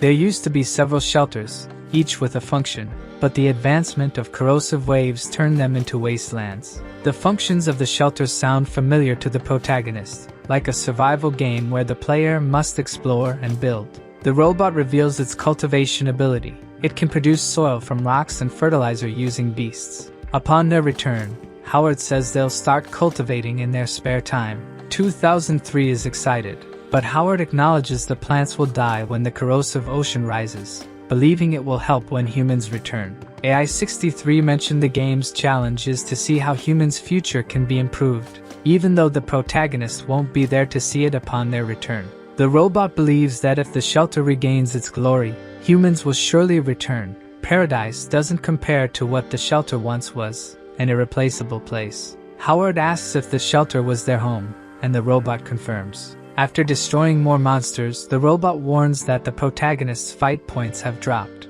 Howard doesn't understand, so the robot explains it calculates based on creature power and fight status. Howard peaked at 90 points and has been declining. He doesn't get it since he's winning fights, but according to the robot, his focus has shifted away from the fight, as if he's just releasing his anger. Howard thinks in real life, enemies are people and social pressure. Not everything can be solved with fists. The robot wishes Howard could make that world his home, but without his family, it can't truly be called home. Back at the shelter, Sharon praises Howard for bringing seeds, and he asks about the beast outside. She thought its body would attract more beasts, so she cleaned it. Howard is surprised by her diligence, and plans to hunt another beast for fertilizer the next day. He tries to bite into a food bar, but can't. His muscles may have been greatly affected by corrosive liquids. Howard gets the idea to soften it in water. Sharon definitely noticed something's wrong with him. The healing medicine is running out. Sharon suggests that Howard should go to other shelters and look for more, but the protagonist needs to prepare for such a journey. She offers him a pot of noodles made from the wheat, noticing he couldn't chew properly. Howard isn't pleased and asks if she used the seeds. She explains that she ground some of them into flour. The area therein isn't suitable for planting, and soon everything will be flooded. Howard didn't expect her to ruin the seeds so quickly, but he's used to facing problems before achieving anything. He refuses to eat and thinks it's better for her not to try solving problems without asking first. To her, Howard's farming idea seems crazy. Maybe the robots' attempt to win their sympathy is the problem. On the third day of the challenge, Howard is preparing to explore the abandoned camps. Then, Sharon appears, saying she found records that could improve the robot's functions. The protagonist wants to know if it really works, but that doesn't matter to her. The robot is old and not in good shape. Even if it fails, they can retrieve its data. When the chip breaks further, it won't even serve that purpose. Howard thinks the robot is loyal to them and should be treated better, but Sharon insists it's just a machine. She asks if he started seeing the robot as a friend, and the protagonist dislikes the girl's sarcastic tone. He's been friends with a tiger before, but since they have very different opinions, it's better they talk less to avoid arguments. This reaction from the protagonist makes Sharon think he's gone crazy. Then, the girl begins to have another episode, with voices calling her name and questioning her worth again, which is becoming more frequent. During the exploration, Howard and the robot encounter a group of vultures. They only attack if someone approaches their nest, so it's best for Howard to get rid of what's on the shelter soon. The robot explains that the rising ocean is due to human fights and suggests they stop fighting. Howard didn't know there was a hidden history about humans and is curious about why they fight. People started fighting over trivial reasons like race and did nothing, even as erosion increased. Then, Howard realizes his argument with Sharon was pointless. It's the protagonist's second time in the game, and he's learned that it's not worth holding a grudge against an NPC. They reach a forest area, and the robot reminds them that their goal is to reach an abandoned shelter. But Howard is focused on what might be in a truck protected by a beast. Not even the robot believes what he's saying. Only with a tank could Howard defeat a creature like that. The protagonist doesn't plan to fight alone and won't leave until he reaches his goal. The robot doesn't understand what he's thinking. Then, a blaze catches the attention of the beast. The robot is releasing fire to get its attention, and it works. The creature runs after him. Howard seizes the chance to see what the truck was carrying, luckily finding it loaded with supplies. Inside the crates are honey, musical instruments, weapons, and alcohol that Howard can use to make explosives. The most important item is a shiny stone and some cylinders with eggs that seem like they can hatch. Howard doesn't have a bag to store the items, so he must choose only a few that he can carry. The box containing the stone is too large, so he decides to take the jewel out of it. However, when he touches the gem, his hand gets covered in sand, and it starts to hiss. The protagonist is confused, and suddenly, the jewel flies out of his hand. It throws him to the ground upon impact, and even manages to move the truck. This naturally attracts the beast's attention, and Howard needs to run before getting caught. He dives into a crevice, but the stone is also heading in that direction. The truck with the stone inside crashes near the crevice and causes an explosion. As a result, various debris starts rolling, including Howard. He and the beast can barely hold on, narrowly avoiding falling into the corrosive ocean. Unfortunately, he realizes that the beast is unharmed. The green bubbles around its face ignite, and it shoots a corrosive jet from its eyes straight toward Howard. Smoke covers the area where he was, while the robot rushes to help him. Using the cylinder to shield himself, the protagonist applies all the medicine he brought since some of the liquid hit him. The beast looks at the corrosive rift it created, assuming Howard perished, and leaves. On the fourth day, the robot is by a campfire waiting for Howard to wake up. The protagonist finally awakens. It's the first time the robot has encountered a human with such strong will to survive. Howard mentions he's used to taking risks, but this attack was worse than the wolves from the previous dream. He asks about the red jewel, and the robot explains it's an energy core, the most precious thing in the world. Rubbing it with sand charges it with energy, and if rubbed too much, it explodes. The shelter's energy core works the same way. That's why there should be something protecting the jewel from dust. Howard asks if there are other items that could explode if he gets close. But the robot only warns that now that he's marked by the acidic liquid of the region's lizard leader, he could be attacked at any time.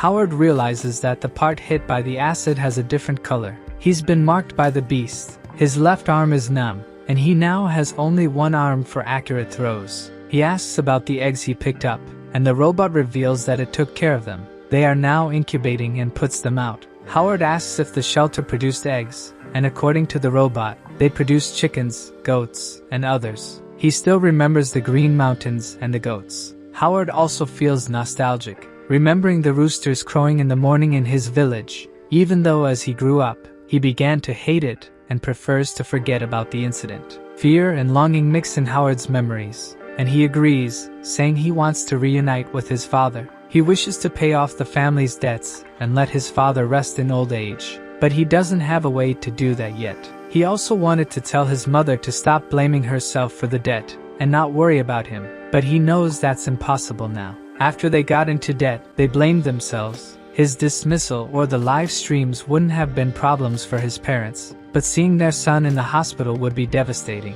The robot senses the protagonist's sadness and offers a hug. Howard is an adult who can handle stress, but he accepts the hug, revealing that his greatest advantage in the game is being the only human there. In real life, voicing complaints is shameful. Many hide their grievances, and they all need a hug. Howard puts sand inside the robot to protect the eggs until they reach the shelter. What's happening seems almost fun to Howard. He's doing things he wouldn't dare to in real life. He also asks how the robot lost the iron plates it welded onto itself. The robot had an intense fight with the vultures while Howard was asleep, and both got injured. The robot still can't believe it found humans again, and will be able to rebuild the shelter. It knows humans always like to lie, saying they would return or that no one would save them. Howard is at a loss for words, but the robot can consider him part of the family. This shocks the machine. It never had a family before. But the joy doesn't last long. They are on their way to the monster's lair. Right in front of them is a gigantic mutant gorilla. The robot says it's another dominant beast, attracted by sound, likely due to the previous explosion. The gorilla has entered the lizard's territory, and it won't end well when the lizard finds out. This will be good for Howard. He can go unnoticed while the two beasts fight and reach the shelter. Vultures are flying near the walls of the shelter. Howard realizes they were attacked, and the beast's nest that was above the shelter is on fire. An arrow flies close to him, hits the wall, and explodes shortly afterward. Then, Sharon appears from behind a wall and asks if he's okay. She was worried about him disappearing, but Howard thinks she aimed the arrow at him and asks if she killed the beasts on the ground and managed to burn the nest. While he was away, the beasts attacked, and she noticed the bird's interest in the nest, so she burned it. She also discovered about the energy core and cut pieces of it to make explosives. The only problem is that she gets very nervous when she shoots. This time, Howard acknowledges that she's amazing for doing all this, but she grabs his hand, asking him to stay in the shelter for a few more days. Sharon found out that humans probably fled to a place called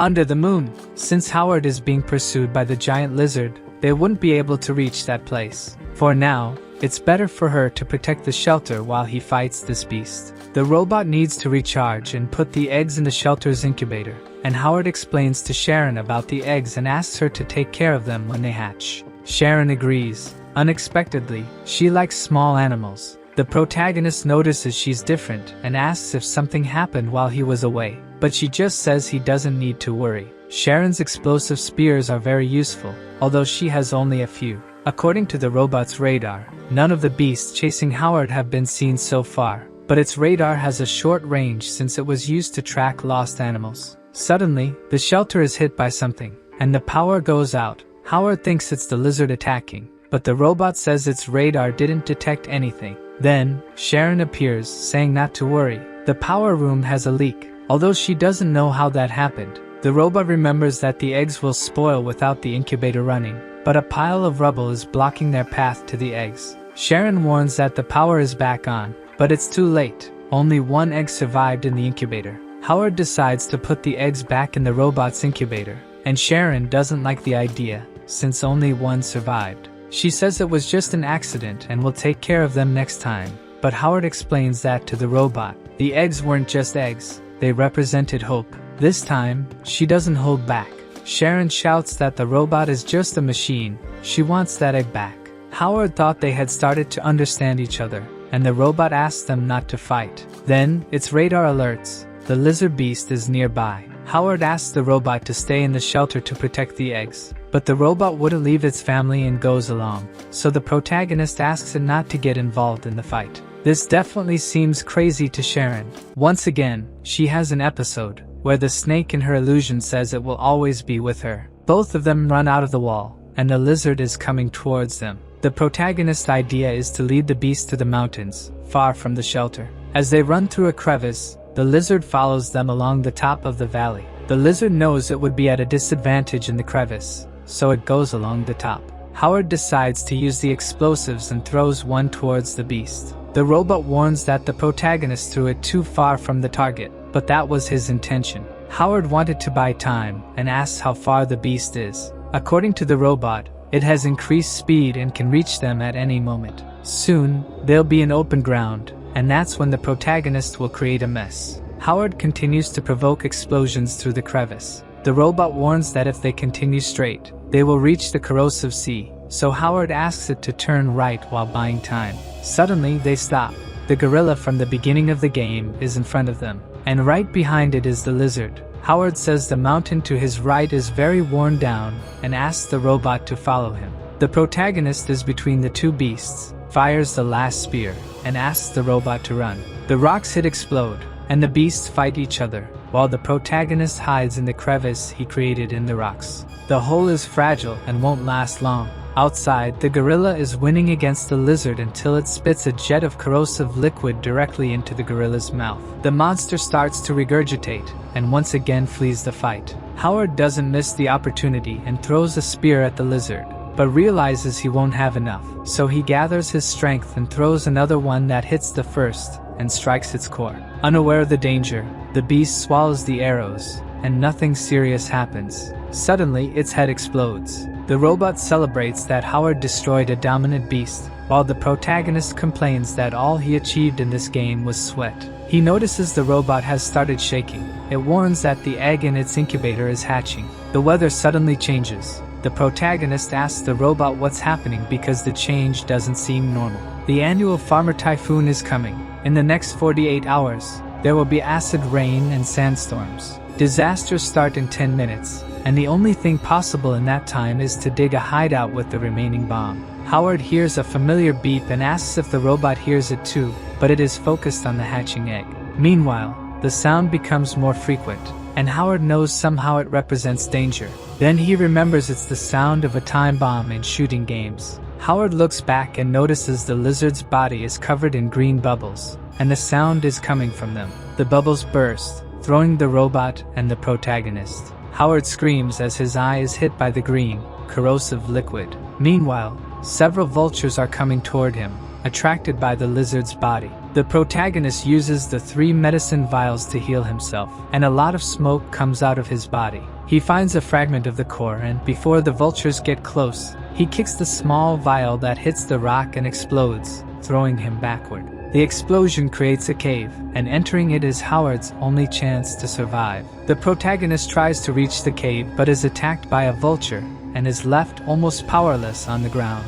Howard thinks he should have acted better and will die if he stays there. Another vulture tries to attack him, but this time the robot manages to pull him away. While pulling Howard, the robot injects a little more medicine into him. It manages to get him into the cave and runs to close the entrance before they are attacked again. The protagonist is disillusioned that he can still survive, but the robot says it will take care of him. Still, Howard thinks the robot should save itself. He's content that the robot and the chick survive. The robot wouldn't abandon its family and stays with Howard, who still thinks the game is over. Prolonging it would only cause suffering. To the protagonist, the robot would be fine outside. The birds are only interested in meat. Suddenly, a vulture's beak manages to pass through the sealed cave. The robot blocks it and offers safety and loyalty to the protagonist, who watches helplessly. It continues offering, even healing desperately. Howard remembers telling this to the robot when talking about home and asks it to stop.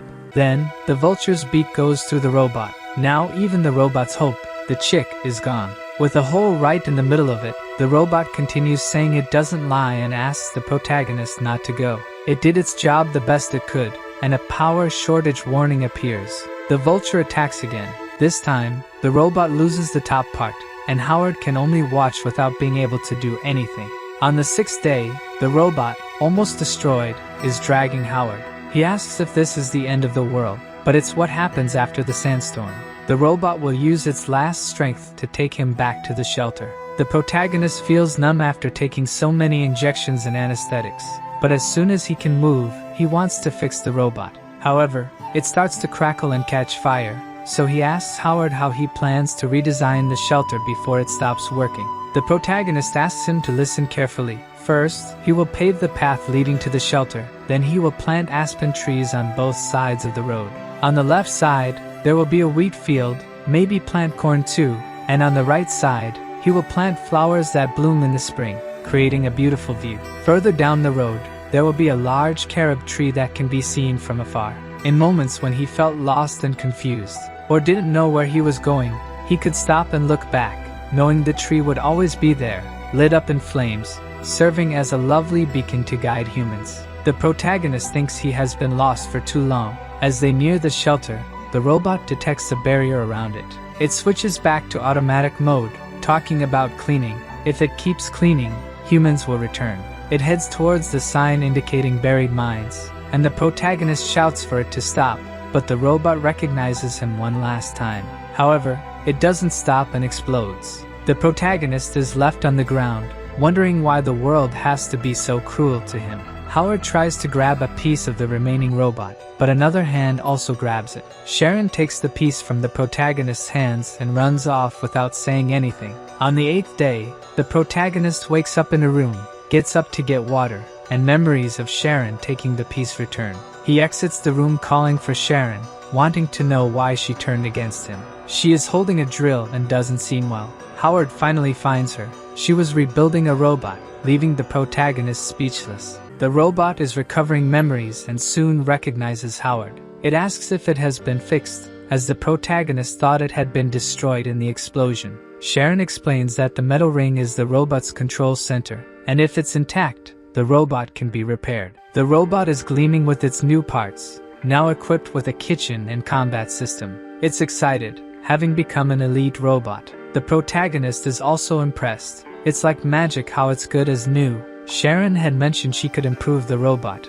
In the maintenance room, there are better parts than what Howard had used. Instead of trying to learn something, he just vented all his anger on the girl. Howard remembers her saying the robot could be destroyed during refinement. Sharon retorts that nothing has a 100% chance of success. He's being childish. If she hadn't fixed the robot, she would have to suffer its revenge. She's tired and thinks they should talk.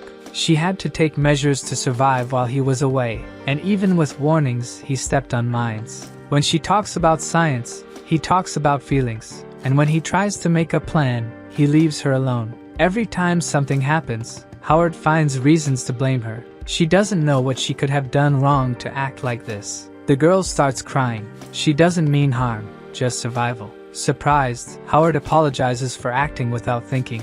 The girl is leaving the room, and he asks her not to be angry. Before she goes, she says the robot needs to be powered by the energy core, and since he promised not to touch it, Howard needs to do that. The protagonist is confused by the girl's change, but thinks it's better to change his behavior. Alone, Sharon thinks Howard is stubborn but can handle it when someone is harsh with him. She just played along with his game, but when the time comes, she'll be out of it. Meanwhile, Howard is confident in the game again, and the robot asks how he's doing after being hit by so much acid. Howard can move normally, but his hands won't stop trembling. It'll be hard to hit his targets. The robot says he doesn't need to worry. With the new combat chip, his combat power reaches 300. The power difference between them is too great, and Howard doesn't know if this score is reliable. The robot is confident it has inherited fighting powers from the peak of human civilization and demonstrates the moves it knows. impressing the protagonist. The protagonist swaps the robot's hands for boxing gloves. Sign the contract, big boy! He finds this function very convenient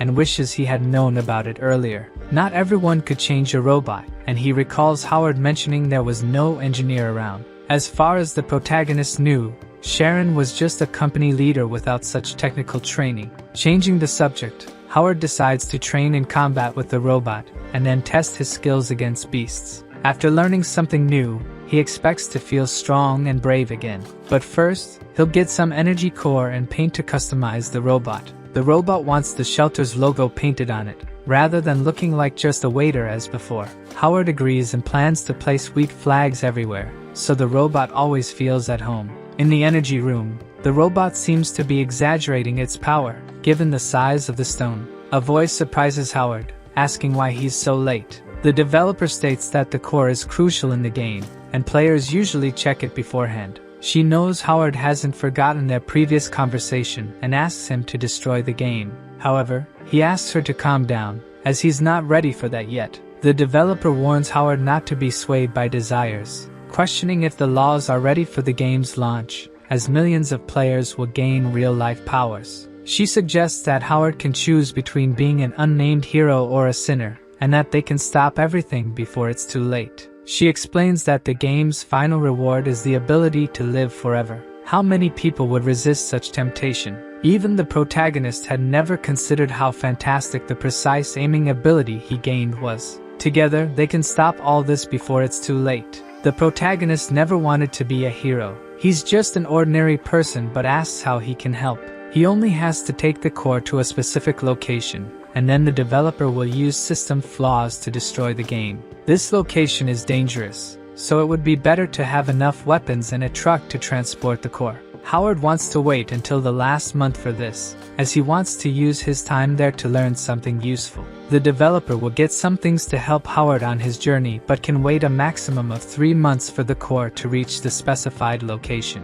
After that, he can go to her to solidify his memories. When he wakes up, he will remember everything, including what he learned in the game. After their conversation, Howard paints the robot with the shelter's colors and logo and energizes it with a core fragment. The developer also mentioned that Sharon had overused the core, so she had cut off the energy earlier. The robot asks why Howard seems sad again, but he says it's okay and that they should cherish the moments they have together. Thank you for watching. Don't forget to subscribe to the channel so you don't miss out on upcoming videos. Leave a like if you enjoyed it and share with your friends. See you in the next video. Bye for now.